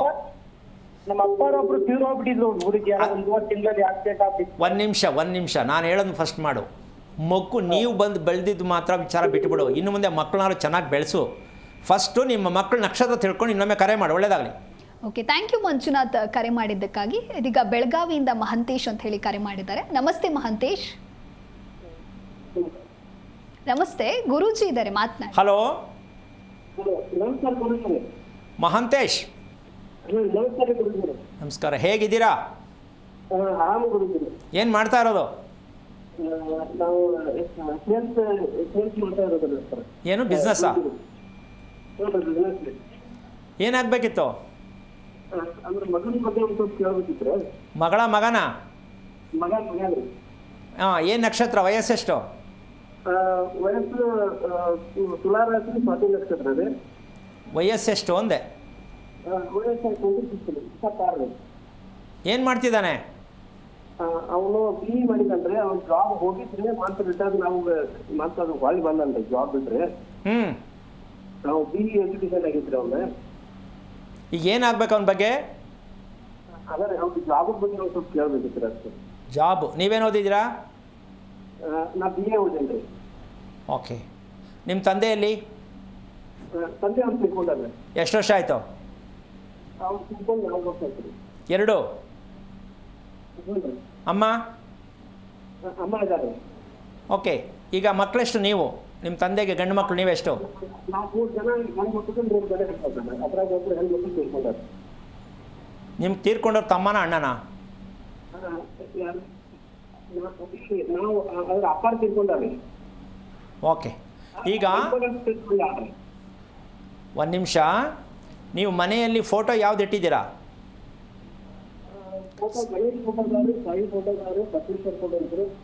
ಸತ್ತೋರ್ ಫೋಟೋ ಎಷ್ಟು ಇಟ್ಟಿದ್ದೀರಾ ಒಟ್ಟು? ಒಂದೇ? ಅದಕ್ಕೆ ಯಾರು ಪೂಜೆ ಮಾಡೋದು? ಈಗ ಸತ್ತೋರ್ ಫೋಟೋಗೆ ಪೂಜೆ ಮಾಡಬೇಕು ಅಂತ ಹೇಳ್ಕೊಟ್ಟಿದ್ದು ಯಾರು? ಒಟ್ಟು ಹಂಗೆ ನಾವು ಮತ್ತೆ ಇದನ್ನ ಮಾಡಿದಾರೆ ಅಷ್ಟೇ. ಅಲ್ಲ, ನಿಮ್ಗೆ ಒಳ್ಳೇದೆಲ್ಲ ಆಗಬೇಕು. ಸತ್ತವ್ರಿಗೆ ಊಟ ಹಾಕಬೇಕಾ, ಪೂಜೆ ಮಾಡಬೇಕಾ? ಸತ್ತವ್ರಿಗೆ ಊಟ ಹಾಕಬೇಕಾ, ಪೂಜೆ ಮಾಡಬೇಕಾ ಅಂತ ಕೇಳ್ತೀನಿ. ಪೂಜೆ ಮಾಡ್ಬೇಕ್ರಿ ಅಷ್ಟೇ. ನೀವು ಮಾಡ್ತಾ ಇರೋದೇನು ಪೂಜೆ? ಹೇಳ್ರಿ. ಮಗನ ಕೆಲಸ ಎಲ್ಲಿ ಸಿಗುತ್ತೆ? ಬೇರೆಯವ್ರಿಗೆ ಸಿಕ್ಕರು ನಿಮ್ಮ ಮಗ ವಾಪಸ್ ಬರ್ತಾನೆ. ನಿಮ್ಮ ಮಗನಿಗಿನ್ನ ಕಮ್ಮಿ ಓದಿರೋ ಕೆಲಸ ಸಿಗುತ್ತೆ, ನಿಮ್ಮ ಮಗನ ಕೆಲಸ ಸಿಕ್ಕಲ್ಲ. ಯಾಕೆ ಅಂದರೆ ಜನ್ಮ ಕೊಟ್ಟು ಋಣನೇ ತೀರಿಸಿಲ್ಲ ನೀವು. ಸುಮ್ಮನೆ ಏನೋ ಬದುಕಬೇಕು, ಹೆಂಗೋ ಬಂದ್ಬಿಟ್ಟಿದ್ದೀನಿ ಭೂಮಿಗೆ, ಹೆಂಗೋ ದೇವ್ರ ದಾರಿ ತೋರಿಸ್ತಾನೆ. ಈ ಮಂಡತನದಲ್ಲಿ ಜೀವನದಲ್ಲಿ ಬದುಕಿದ್ರೆ ನೆಮ್ಮದಿ ಸಿಕ್ಕಲ್ಲ. ಮಕ್ಕಳ ಬಗ್ಗೆ ಮದುವೆ ಯಾವಾಗ ಆಯ್ತದೆ, ಕೆಲಸ ಯಾವಾಗ ಸಿಗುತ್ತೆ? ನಮ್ಮ ನಿಜಕ್ಕೂ ನಮ್ಮ ದೇಶದಲ್ಲಿ ಯಾಕೆ ಇಷ್ಟೊಂದು ಅನಾಹುತ ಆಗ್ತಾ ಇದೆ? ನಿಜಕ್ಕೂ ಅಲ್ಲ, ನಿಮ್ಮ ಬದುಕಿನ ಮೌಲ್ಯ, ನಿಮ್ಮ ಕುಟುಂಬದ ಮೌಲ್ಯಗಳನ್ನು ತಿಳಿಯೋದಕ್ಕೆ ಪ್ರಯತ್ನ ಮಾಡಿದೆ. ನೀವು ಶಾಸ್ತ್ರ ಕೇಳ್ಕೊಂಡು, ದೇವ್ರ ಹತ್ರ ಹೂ ಕೇಳ್ಕೊಂಡು, ದೇವ್ರಿಗೆ ಅರ್ಕೆ ಕಟ್ಕೊಂಡು, ದೇವ್ರಿಗೆ ಬಲಿ ಕೊಟ್ಕೊಂಡು ಜೀವನದಲ್ಲಿ ಹೀಗೇ ಬದುಕಿದ್ರೆ ದುರಂತವಾದ ಜೀವನವೇ ಆಗುತ್ತೆ ಹೊರ್ತು. ಸ್ವಾತಿ ನಕ್ಷತ್ರದಲ್ಲಿ ಮಗು ಏನಕ್ಕೆ ಬರುತ್ತೆ ಅಂದರೆ ಮಾಟ, ಮಂತ್ರ, ಯಂತ್ರ, ತಂತ್ರ, ನಿಂಬೆಹಣ್ಣು ಮಂತ್ರಿಸ್ಕೊಳ್ಳೋದು, ತಡೆ ಒಡಿಸೋದು, ಅಲ್ಲೆಲ್ಲ ಹೋಗಿ ಬರೋದು, ಮನೆ ದೇವ್ರನ್ನ ಬಿಟ್ಬಿಡೋದು, ಈ ರೀತಿ ನಡೆದು ಬಂದ ಸಂಪ್ರದಾಯದಲ್ಲಿ ಸ್ವಾತಿ ನಕ್ಷತ್ರದ ಮಗು ಬರುತ್ತೆ. ಅಂದರೆ ಜೀವನವೆಲ್ಲ ಭಯದಲ್ಲಿ ಬದುಕಬೇಕು. ಹೊಟ್ಟೆ ಗುಡುಗುಡ ಗ್ಯಾಸ್ಟ್ರಿಕ್ ಅಂದರೆ ಯಾರೋ ಮಾಡಿಸ್ಬಿಟ್ಟಿದ್ದಾರೆ ಅಂತ ಹೋಗಬೇಕು. ಈ ಅನುಮಾನದಲ್ಲೇ ಬದುಕಬೇಕಾಗತ್ತೆ. ಮೊದಲು ಸ್ವಾತಿ ನಕ್ಷತ್ರ ಮಗು ಏನಕ್ಕೆ ಹುಟ್ಟಿತು, ಇದಕ್ಕೆ ನಾವೇನು ಮಾಡಬೇಕು ಅಂತ ತಿಳ್ಕೊಳ್ಳೋಕೆ ಪ್ರಯತ್ನ ಮಾಡೋಣ. ತಲೆ ಕೆಡಿಸ್ಕೋಬೇಡ. ಒಳ್ಳೆಯದಾಗಲಿ. ಓಕೆ, ಥ್ಯಾಂಕ್ ಯು ಮಹಂತೇಶ್ ಕರೆ ಮಾಡಿದ್ದಕ್ಕಾಗಿ. ಇದೀಗ ಗದಗದಿಂದ ಸರಸ್ವತಿ ಅಂತ ಹೇಳಿ ಕರೆ ಮಾಡಿದ್ದಾರೆ. ನಮಸ್ತೆ ಸರಸ್ವತಿ. ನಮಸ್ತೆ ಮೇಡಮ್. ಗುರುಜಿ ಇದ್ದಾರೆ, ಮಾತನಾಡಿ. ಹಲೋ. ನಮಸ್ಕಾರ ಮೇಡಮ್. ನಮಸ್ಕಾರ ಸರ್. ನಾರಾಯಣ, ಹೇಳಮ್ಮ. ನಮ್ಮ ಮನೆ ಬಗ್ಗೆ ಕೇಳಬೇಕಿತ್ತು ಗುರುಜಿ. ನಿಮ್ಮ ಮನೆ ಬಗ್ಗೆನಾ? ಹಾಂ ಮೇಡಮ್. ಹಾಂ ಸರ್. ಎಷ್ಟು ವರ್ಷದ್ದು ಮನೆ? 10 ವರ್ಷದ್ದು ಗುರುಜಿ. ಕಟ್ಸಿದ್ದಾ? ಹಾಂ, ಕಟ್ಸಿದ್ದು ಗುರುಜಿ. ಯಾರು ಕಟ್ಸಿದ್ದು? ಅಪ್ಪರು ಕಟ್ಸಿದ್ದು ಗುರುಜಿ. ನಿಮ್ಮ ಅಪ್ಪನಾ? ಹಾಂ ಹಾಂ ಗುರುಜಿ. ಎಲ್ಲಿದ್ದಾರಪ್ಪ ಈಗ? ಕೆಲ್ಸಕ್ಕೆ ಹೋಗಿದ್ದಾರೆ ಗುರುಜಿ. ಇಲ್ಲೇ ಇದ್ದಾರೆ ಮನೆ. ಓಕೆ. ಯಾವ ದಿಕ್ಕಿಗಿದೆ ಬಾಗಿಲು ಮತ್ತು ರಸ್ತೆ? ಉತ್ತರ ದಿಕ್ಕಿಗೆ ಗುರುಜಿ. ರಸ್ತೆ? ರಸ್ತೆ ಮನೆ ಮುಂದೆನೇ ಇದೆ ಗುರುಜಿ. ಹಾಂ, ಮನೆ ಮುಂದೆನೇ ಇದೆ. ಮನೆ ಮುಂದೆನೇ ಇದೆಯಾ? ಹಾಂ ಮೆಟ್ಲು ಹಾಕಿದ್ದೀರಾ ಮನೆಗೆ? ಹಾಂ ಗುರುಜಿ. ಯಾವ ಕಡೆ ದಿಕ್ಕಲ್ಲಿ ಹಾಕಿರೋದು ಗೊತ್ತಾ ಮೆಟ್ಲು? ಪೂರ್ವ ಕಡೆ ಇರೋದು. ಓಕೆ. ಅಡುಗೆ ಮನೆ ಲೈನಲ್ಲ? ಅಡುಗೆ ಮನೆ ಇದೆ ಇದೆ ಗುರುಜಿ. ಅಡುಗೆ ಮನೆ ಲೈನಲ್ಲಿ ಮೆಟ್ಲು ಹಾಕಿರೋದೇನಮ್ಮ? ಇಲ್ಲ ಗುರುಜಿ, ಇಲ್ಲ. ಮತ್ತು ಇನ್ನೆಲ್ಲಿ ಮೆಟ್ಲು ಹಾಕಿರೋದು? ಈ ಕಡೆ ಬಾತ್ರೂಮ್ ಸೈಡ್ ಹಾಕಿದ್ದಾರೆ. ಬಾತ್ರೂಮ್ ಸೈಡು ಅಂದರೆ ರಸ್ತೆ ಕಡೆಗೆ ಮೆಟ್ಲು ಹಾಕಿದ್ದೀರಾ? ಹಾಂ ಗುರುಜಿ. ಹಾಂ. ಈಗ ನಿಮ್ಮ ಮನೆಯಲ್ಲಿ ಒಟ್ಟು ಎಷ್ಟು ಜನ ಇರೋದು? 4 ಜನ ಇದ್ದೀವಿ ಗುರುಜಿ. ಕೋಪ ಯಾರಿಗೆ ಜಾಸ್ತಿ? ಕೋಪ ನಮ್ಮ ತಾಯಿಯವ್ರಿಗೆ, ನಮ್ಮ ಅಕ್ಕರಿಗೆ. ನಿಮ್ಗೆ ಬರಲ್ಲಮ್ಮ? ಹಾಂ, ಬರುತ್ತೆ ಗುರುಜಿ. ಈ ಮನೆಗೆ ಬರಲ್ಲ ನಾನು ನೋಡು, ಎಲ್ಲರೂ ಒಟ್ಟಾಗ್ತೀನಿ ಅಂತ ಯಾರು ಹೇಳ್ತಾರೆ? ನಮ್ಮ ಅಕ್ಕರು ಹೇಳ್ತಾರೆ ಗುರುಜಿ. ಯಾಕೆ ಇಷ್ಟೆಲ್ಲ ವಿಚಾರ ಹೇಳ್ತೀನಿ ಅಂದರೆ, ಒಂದು ಮನೆಗೆ ಹಾಕಿರೋ ಸ್ಟೇರ್ ಕೇಸು ಮಾತೆತ್ತಿರ ಇನ್ನೇನು ಮಾತೇ ಬರಲ್ಲಮ್ಮ. ನಾನು ಈ ಮನೆಗೆ ಬರಲ್ಲ, ನಿಮ್ಮ ಮಾತು ನಾವು ಕೇಳಲ್ಲ, ನಾನೆಲ್ಲ ಹೊಂಟೋಯ್ತೀನಿ, ನಾನು ಬಿಟ್ಬಿಡಿ, ನನ್ನ ಕಾಲ ಆಗಲ್ಲ. ಹೆಂಡ್ತಿನೂ ಹೇಳ್ಬೋದು, ಗಂಡನೂ ಹೇಳ್ಬೋದು, ಮಗನೂ ಹೇಳ್ಬೋದು, ಅಜ್ಜಿನೂ ಹೇಳ್ಬೋದು, ವಯಸ್ಸಾದವರು ಹೇಳ್ಬೋದು. ಇಷ್ಟು ಘಟನೆ ನಡೆಯುತ್ತಮ್ಮ ಮನೆಯಲ್ಲಿ.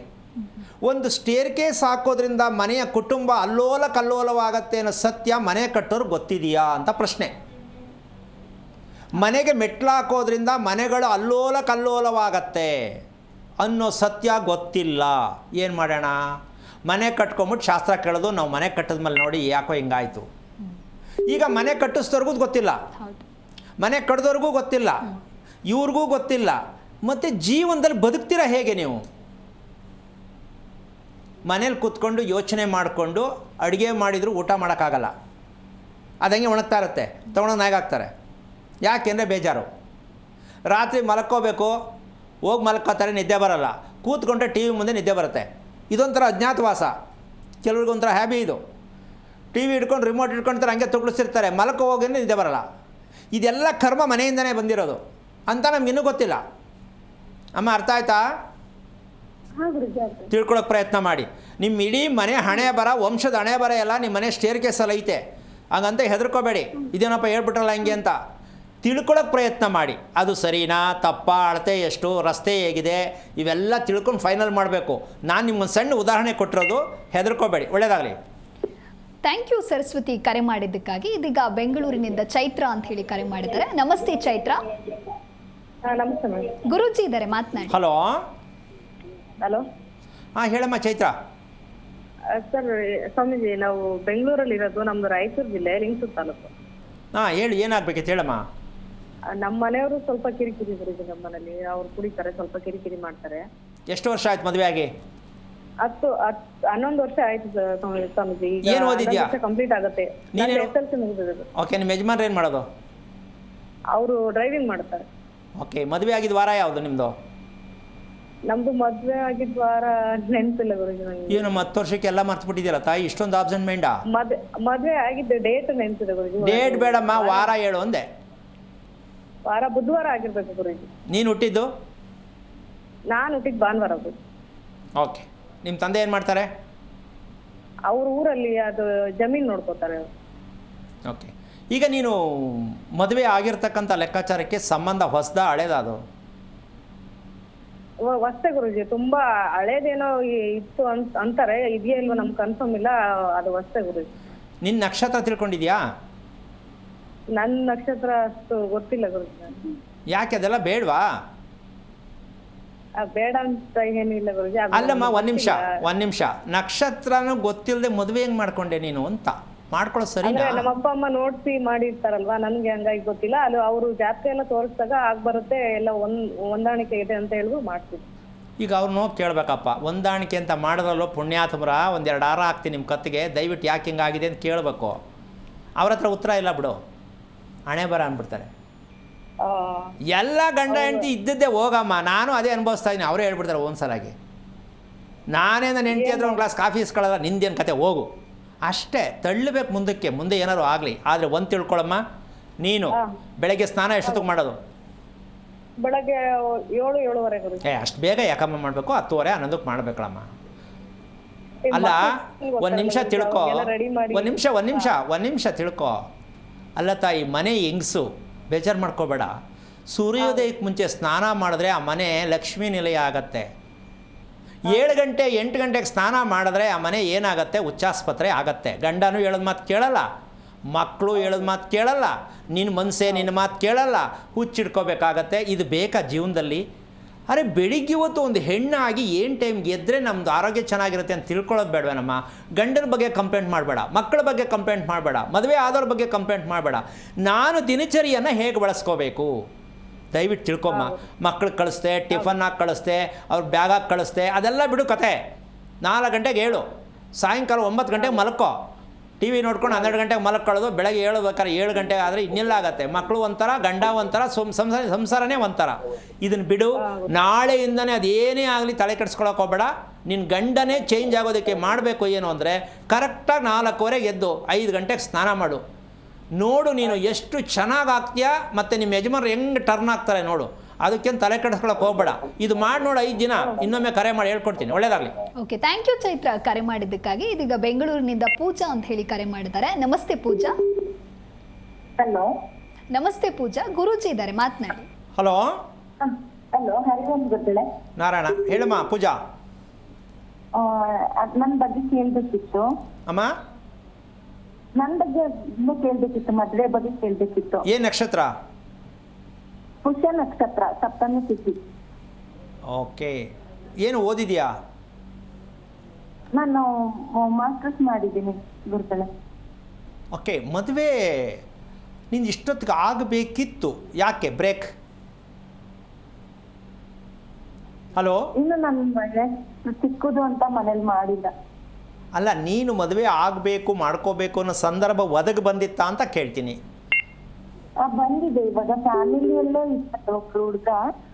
ಮದ್ವೆ ಆಗ್ಬೇಕು ಬೇಡ ಅನ್ನೋದು ಗೊತ್ತಾಗ್ತಾ ಇಲ್ಲ ಗುರುಗಳೇ.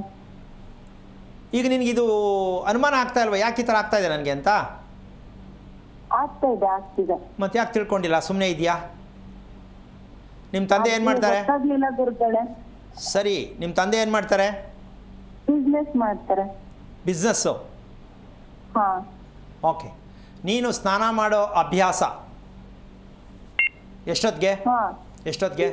ಬೆಳಗ್ಗೆನೆ ಮಾಡ್ತೀನಿ, 8 ಗಂಟೆಗೆ. 1 ಗಂಟೆನಾ? 8 ಗಂಟೆಗೆ ಮಾಡ್ತೀನಿ, 8-8:30. ಅದು ಬೆಳಿಗ್ಗೆ ಅಂತಾರೆ, 8 ಗಂಟೆನಾ? ಓಕೆ, ನೀನು ಹೆಸರೇನು ಹೇಳಿದ್ದು ನೀನು? ಪೂಜಾ. ಪೂಜಾ ಯಾಕೆ ಬಂತು ಪುಷ್ಯ ನಕ್ಷತ್ರಕ್ಕೆ? ಗೊತ್ತಿಲ್ಲ ಸರ್. ಅಮ್ಮ, ಮೊದಲು ಈ ತಲೆನೋವು ಹೆಸರನ್ನ ತೆಗೆದಾಕಕ್ಕೆ ಪ್ರಯತ್ನ ಮಾಡಬೇಕು. ನಿಂದು ಒಳ್ಳೆ ನಕ್ಷತ್ರದಲ್ಲಿ ಹುಟ್ಟಿದ್ಯಾ, ಯಾಕಮ್ಮ ತಲೆನೋವು ಹೆಸರಿಟ್ಕೊಂಡಿದ್ಯಾ ತಾಯಿ? ಕೂತ್ಕೊಂಡು ನಿಮ್ಮ ಅಪ್ಪನ ಹತ್ರ ಕೂರಿಸ್ಕೊಂಡು ನಾನು ಕರೆಕ್ಟಾಗಿ ನನ್ನ ಹೆಸರು ಏನು ಅಂತ ಕರೆಕ್ಟಾಗಿ ಗುರುತಿಸಿ ಮಾಡಿ. ಯಾಕೆಂದರೆ ಈ ಪುಷ್ಯ ನಕ್ಷತ್ರದ ಮೇಲೆ ನೀನು ಡಿಪೆಂಡ್ ಆಗಿರ್ತಕ್ಕಂಥ ಲೆಕ್ಕಾಚಾರಕ್ಕೂ ನಿನ್ನ ಹೆಸರಿಗೆ ಹೋಗ್ತಾ ಇರೋ ಲೆಕ್ಕಾಚಾರಕ್ಕೂ ಅಜಗಜಾಂತರ ವ್ಯತ್ಯಾಸ ಇದೆ, ಒಂದಕ್ಕೊಂದು ಸಂಬಂಧ ಇಲ್ಲ. ನೀನು ಏನೇ ಓದಿದ್ರೂ ಉಪಯೋಗಕ್ಕೆ ಬರಲ್ಲ. ಮೊದಲು ನೀನು ತಿಳ್ಕೊಬೇಕು, ನಾನು ಯಾರು, ಪುಷ್ಯ ನಕ್ಷತ್ರದಲ್ಲಿ ಹುಟ್ಟಿದ್ದೀನ, ಹಸ್ತ ನಕ್ಷತ್ರದಲ್ಲಿ ಹುಟ್ಟಿದ್ದೀನ, ಫಸ್ಟು ಓಕೆ ಆಗಬೇಕು. ಅದು ಮಾಡೋಕ್ಕೆ ಪ್ರಯತ್ನ ಮಾಡು. ಆ ಥರ ಮಾಡ್ಕೊಂಡು ಮದುವೆ ಮಾಡ್ಕೋಬೇಡ, ಆ ಥರ ಮಾಡ್ಕೊಂಡು ಯೋಚನೆ ಮಾಡೋಕ್ಕೆ ಹೋಗಬೇಡ. ಫಸ್ಟು ನನ್ನ ಅರಿವು ನನಗೆ ಬೇಕು, ನನ್ನ ಗುರುತು ನನಗೆ ಬೇಕು ಅಂತ ಅಪ್ಪ ಅಮ್ಮನ ಹತ್ರ ಕೂತ್ಕೊಂಡು ತಾಳ್ಮೆಯಿಂದ ಮಾತಾಡಿ ಕರೆಕ್ಟಾಗಿ ತಿಳಿಸೋರ ಹತ್ರ ಹೋಗಿ ತಿಳ್ಕೊಬೇಕು. ಶಾಸ್ತ್ರ ಕೇಳೋರ ಹತ್ರ, ಪಂಚಾಂಗ ಹೇಳೋರ ಹತ್ರ ಹೋಗ್ಬಿಟ್ಟು ಅವರೇನೋ ಒಂದು ಹೇಳಿ, ನೀನೇನೋ ಒಂದು ಹೇಳಿ, ನನಗೆ ಯಾರೋ ಹೇಳಿದ್ರು ಗುರುಗಳು ಟಿ ವಿಲಿ ಕೂತ್ಕೊಂಡು ಅಂತೇಳಿ ಬೇಜಾರು ಮಾಡ್ಕೊಂಡು ಮನೆಗೆ ಬರಬೇಡ. ಇದ್ರ ಬಗ್ಗೆ ಯಾರು ಕರೆಕ್ಟ್ ಮಾಹಿತಿ ಕೊಡ್ತಾರೆ ಮೊದಲು ಅಂತನ್ನು ಆರಿಸ್ಕೋಬೇಕು. ಶಾಸ್ತ್ರ ಇಲ್ಲೂ ಹೇಳ್ತಾರೆ ಅಲ್ಲೂ ಹೇಳ್ತಾರೆ ಅಂತ ಹೋದರೆ ಏನೂ ಪ್ರಯೋಜನಕ್ಕೆ ಬರಲ್ಲ. ಮೊದಲು ಅದನ್ನು ತಿಳ್ಕೊ. ಮತ್ತು ಬೆಳಗ್ಗೆ 5 ಗಂಟೆಗೆ ಸ್ನಾನ ಮಾಡೋ ಅಭ್ಯಾಸ ಇಟ್ಕೋ, ಜೀವನದಲ್ಲಿ ಒಳ್ಳೆ ದಾರಿ ಸಿಗುತ್ತೆ. ಅಷ್ಟು ಮಾಡು ತಾಯಿ, ಒಳ್ಳೆಯದಾಗಲಿ. ಓಕೆ, ಥ್ಯಾಂಕ್ ಯು ಪೂಜಾ, ಕರೆ ಮಾಡಿದ್ದಕ್ಕಾಗಿ. ಗುರುಗಳೇ ಹೇಳ್ತಾ ಇದ್ರಿ, ಆಗ ಹುಟ್ಟಿದ ಮಗುವಿಗೆ ಯಾವ ಒಂದು ಆಧಾರದಲ್ಲಿ ಹೆಸರನ್ನು ಇಡಬೇಕು ಅನ್ನೋದಾಗಿ ಈ ಕುರಿತು ತಿಳಿಸಿಕೊಡೋದಾದರೆ? ಈಗ ಇದಕ್ಕೆ ನಾವು ಜೀವನದಲ್ಲಿ ದೊಡ್ಡ ಹೋರಾಟ ಯಾವುದು ಅಂದರೆ ಮಾತು, ಮನಸ್ಸು. ಹೌದಾ? ಇದೆರಡು ಮೇಯ್ನ್ ಹೈಲೈಟ್ ನಮಗೆ ಬೇಕಾಗಿರೋ ವಿಷಯ. ಮಾತು ಚೆನ್ನಾಗಿರಬೇಕು, ಮೃದುವಾಗಿರಬೇಕು, ಚಾಕ್ಲು ಕುಯ್ದಂಗೆ ಇರಬೇಕು. ಎಷ್ಟು ಚೆನ್ನಾಗಿದೆಯಲ್ವ, ಕೇಳಿಸ್ಕೊತಾರೆ, ಇನ್ನು ಸ್ವಲ್ಪ ಮಾತಾಡೋಂಗಿರಬೇಕು ಅಂತ ಇರಬೇಕು. ಓಕೆ, ಅದೇ ರೀತಿ ಮನಸ್ಸಿರಬೇಕು. 10 ನಿಮಿಷಕ್ಕೂ ಚೇಂಜ್ ಮಾಡಿಕೊಂಡ್ರೆ ಈಗ ನೀನು ಏನು ಫೇಸ್ ಮಾಡೋಕ್ಕೂ ಆಗಲ್ಲ. ಹೌದಾ? ಇದನ್ನು ನಮ್ಮ ಆತ್ಮದ ರಹಸ್ಯ ಇದು. ನಮ್ಮಲ್ಲಿ ಇದೆಯಲ್ಲ ಆತ್ಮ, ಅದು ರಹಸ್ಯ ಇದು. ಅದು ಚಾರ್ಜಿಂಗ್ ಮಾಡೋದು, ಹೇಗೆ ಮಾತಾಡಬೇಕು, ಹೇಗೆ ಮನಸ್ಸಿಟ್ಕೋಬೇಕು ಅನ್ನೋದು ಆತ್ಮದ ಕೆಲಸ. ಆತ್ಮಕ್ಕೆ ಕೆಲಸ ಕೊಟ್ಟಿಲ್ವಲ್ಲ ನಾವು, ತಪ್ಪ್ಯಾರ್ದು? ಚೆನ್ನಾಗಿ ಒಳ್ಳೆ ಕಾನ್ವೆಂಟಲ್ಲಿ ಓದಿಸ್ಬಿಟ್ರೆ ಒಳ್ಳೆ ಬುದ್ಧಿ ಬರುತ್ತೆ ಅಂತ ಅಂದ್ಕೊಂಡಿದ್ದೀವಿ. ಹೌದಾ? ಬುದ್ಧಿ ಬರುತ್ತೆ. ಯಾವ ಬುದ್ಧಿ? ಲೌಕಿಕವಾದ ಬುದ್ಧಿ ಬರುತ್ತೆ. ವಿದ್ಯಾಭ್ಯಾಸದಿಂದ ಬರೋದು ಯಾವುದು? ಲೌಕಿಕವಾದದ್ದು. ದುಡ್ಡು ಹೆಂಗೆ ಮಾಡಬೇಕು, ಓದಬೇಕಾದ್ರೆ ಎಷ್ಟು ಓದಿದ್ರೆ ಎಕ್ಸಾಮ್ ಎಷ್ಟು ದಿನ ಐತಿ ಅಂತ ಹೆಂಗೆ ಓದಬೇಕು, ಈ ಮ್ಯಾಜಿಕ್ ನಡೆಯುತ್ತೆ. ಇದು ಮ್ಯಾಜಿಕ್ ನಮ್ಗೆ ವರ್ಕೌಟ್ ಆಗಲ್ಲ. ಆಗತ್ತೇನಮ್ಮ? ಅದಕ್ಕೊಂದು ಸಣ್ಣ ಉದಾಹರಣೆ ಕೊಡ್ತೀನಿ. ಪರೀಕ್ಷೆಯಲ್ಲಿ ಬರೆದಂಥ ವಿದ್ಯಾರ್ಥಿಗೆ ಪರೀಕ್ಷೆ ಮಾಡಿ 1 ವಾರ ಆದಮೇಲೆ ಅದೇ ಪೇಪರ್ ತಿರುಗಿಸಿ ಕೇಳು, ಉತ್ತರ ಹೇಳೋಕ್ಕಾಗಲ್ಲ. ಹೌದಾ ಅಲ್ವಾ? ಯಾಕೆ ಅಂದರೆ ಪರೀಕ್ಷೆಗಷ್ಟೇ ಪ್ರಿಪೇರ್. ಇದೇ ಎಜುಕೇಷನ್. ಈಗ ಅದು ನಮ್ಮ ಜೀವನಕ್ಕೆ ಯಾವುದೇ ಕಾರಣಕ್ಕೂ ಬರಲ್ಲ. ಏನೋ ಒಂದು ಕೆಲಸ ಸಿಕ್ಕಬಹುದೇನೋ, ಸಿಕ್ಕಿದ್ರೆ ಅಲ್ವಾ, ಅಷ್ಟೇ. ಅದರ ಮೇಲೆ ಇನ್ನೇನು ಸಿಕ್ಕಲ್ಲ. ಈಗ ನಮಗೆ ಬೇಕಾಗಿರೋದೇನು? ಮನಸ್ಸು ಪ್ರಸನ್ನತೆಯಾಗಿರಬೇಕು. ಮನಸ್ಸು ಪ್ರಸನ್ನತೆಯಾಗಿದ್ದರೆ ಮಾತು ಪ್ರಸನ್ನತೆಯಾಗಿರುತ್ತೆ. ಮನಸ್ಸು ಇಲ್ಲ, ಮಾತು ಇಲ್ಲ. ಇದು ಆತ್ಮ ಅಂತಕ್ಕಂತಹ ಒಂದು ವಿಚಾರಕ್ಕೆ ನಾವು ಗಮನಕ್ಕೆ ಕೊಡ್ತಕ್ಕಂತಹ ಒಂದು ಲೆಕ್ಕಾಚಾರದಲ್ಲಿ ಮಗುವಿಗೆ ಒಂದು ಹೆಸರನ್ನು ಇಡಬೇಕಾದ್ರೆ, ಮಗುವಿಗೆ ಸರಿಯಾದ ಸಂಸ್ಕಾರ ಅಂತಕ್ಕಂತಹ ಒಂದು ವಿಚಾರ ನಾವು ಬಾಯಲ್ಲಿ ಹೇಳ್ತೀವಿ, ಸಂಸ್ಕಾರ ಅಂತ. ಮಕ್ಕಳಿಗೆ ಸರಿಯಾದ ಜೀವನದ ಮೌಲ್ಯಗಳನ್ನು ಹೇಳ್ಕೊಡ್ತಕ್ಕಂಥದ್ದು, ಕಂಡುಹಿಡಿತಕ್ಕಂಥದ್ದು ತಂದೆ ತಾಯಿಗಳ ಮೂಲ ಕರ್ತವ್ಯವಾಗಿದೆ.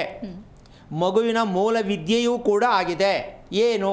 ಮಗುವಿನ ನಡತೆ, ಮಗುವಿನ ಮಾತು, ಮಗುವಿನ ಆಹಾರ ಸೇವನೆ, ಮಗುವಿನ ನಿದ್ದೆ, ಮಗುವಿನ ಮಾಡ್ತಕ್ಕಂತಹ ಯೂರಿನ್ ಮೋಷನ್ ಕ್ಲೀನ್ ಆಗ್ತಕ್ಕಂಥ ಸಮಯ ಪ್ರಜ್ಞೆ, ಇವೆಲ್ಲವೂ ಮಗುವಿಗೆ ಗುರುತು ನಾಡಿದ ನಂತರ ಮಗುವಿಗೆ ನಾಮಕರಣ, ಶ್ರೇಷ್ಠವಾದ ನಾಮಕರಣ.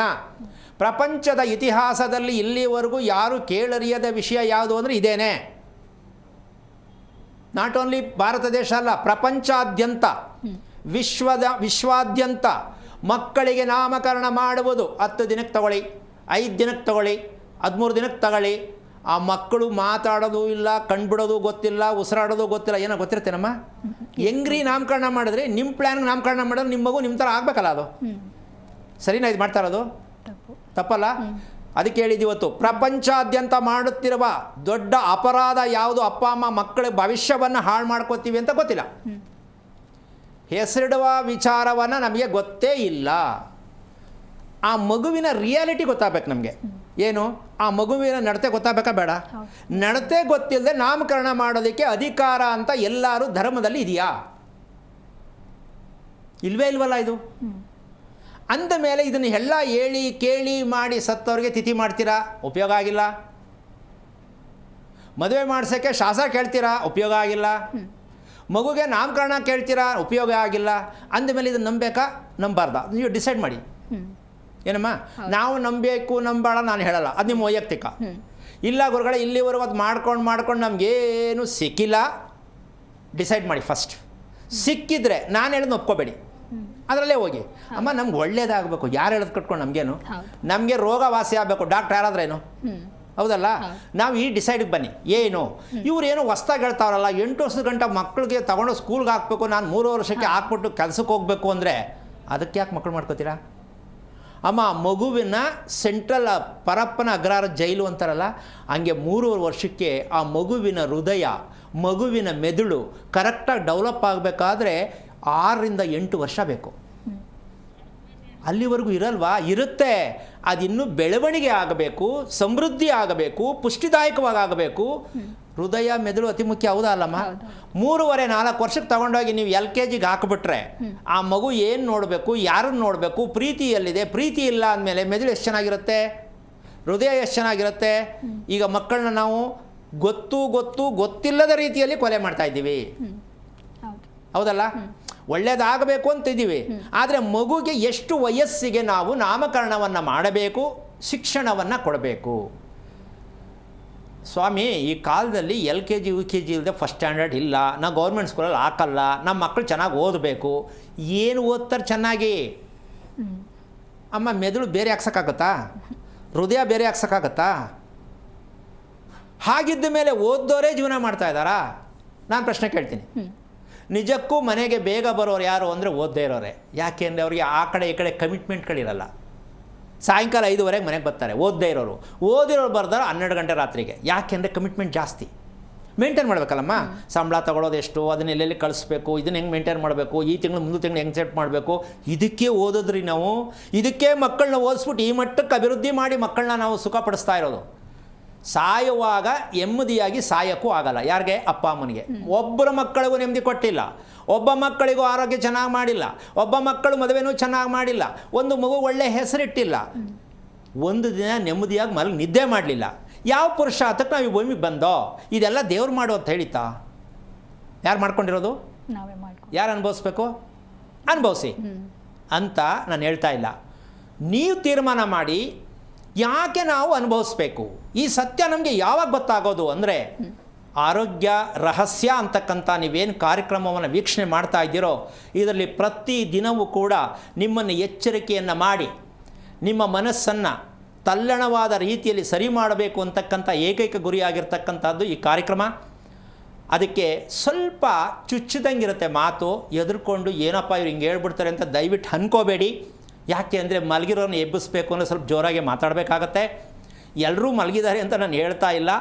ವ್ಯಾವಹಾರಿಕವಾಗಿ, ಧಾರ್ಮಿಕವಾಗಿ ಸ್ವಲ್ಪ ನಾವು ಆದಷ್ಟು ಮಟ್ಟಕ್ಕೆ ಎಚ್ಚರಿಕೆಯಿಂದಿರಬೇಕು. ಏನಮ್ಮ? ಯಾವತ್ತೋ ಯುಗಾದಿ ಹಬ್ಬದ ದಿನ ಬೆಲ್ಲ ಬೇವು ತಿನ್ನೋದಲ್ಲ, ಯಾವತ್ತೋ ಆಯುಧ ಪೂಜೆಗೆ ಗಾಡಿ ಪೂಜೆ ಮಾಡೋದಲ್ಲ, ಯಾವಾಗಲೂ ಒಂದು ವರ್ಷಕ್ಕೊಂದ್ಸಲ ಅಮಾವಾಸ್ಯೆಯಲ್ಲಿ ಹಿರಿಯರಿಗೆ ಪಿತೃತರ್ಪಣಗಳು ಕೊಡೋದಲ್ಲ.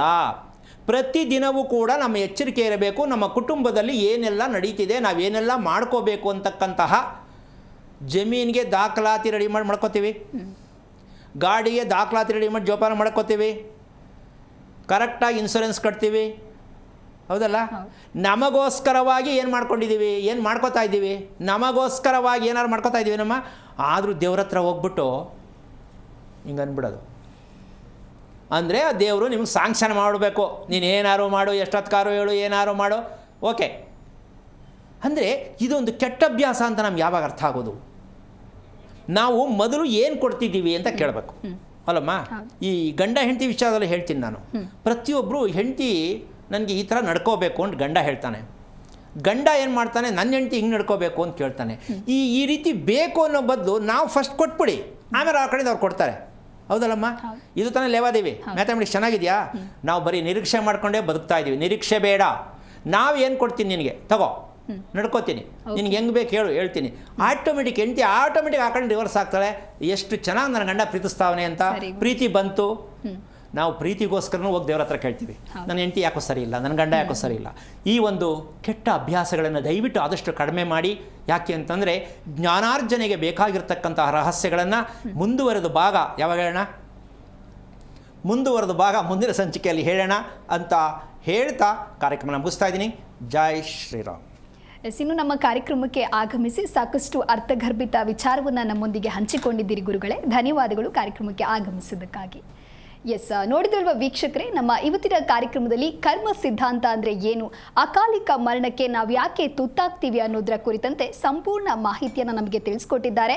ನಿಮಗೂ ಕೂಡ ಈ ಕುರಿತಂತೆ ಯಾವುದೇ ರೀತಿಯ ಸಂದೇಹವಿದ್ದಲ್ಲಿ ನಿಮ್ಮ ಟಿವಿ ಸ್ಕ್ರೀನ್ ಮೇಲೆ ಲಭ್ಯವಾಗ್ತಾ ಇರುವಂತಹ ಈ ಸಂಖ್ಯೆಗೆ ಕರೆ ಮಾಡಬಹುದು, ಗುರುಗಳ ಜೊತೆಗೆ ಮಾತನಾಡಬಹುದು ಹಾಗೂ ನಿಮ್ಮ ಸಮಸ್ಯೆಗಳಿಗೆ ಸೂಕ್ತ ಪರಿಹಾರವನ್ನು ಕಂಡುಕೊಳ್ಳಬಹುದು ಅಂತ ಹೇಳ್ತಾ ನೋಡ್ತಾ ಇರಿ ಜಿ ಕನ್ನಡ ನ್ಯೂಸ್, ಸತ್ಯವೇ ಸುದ್ದಿಯ ಜೀವಾಳ.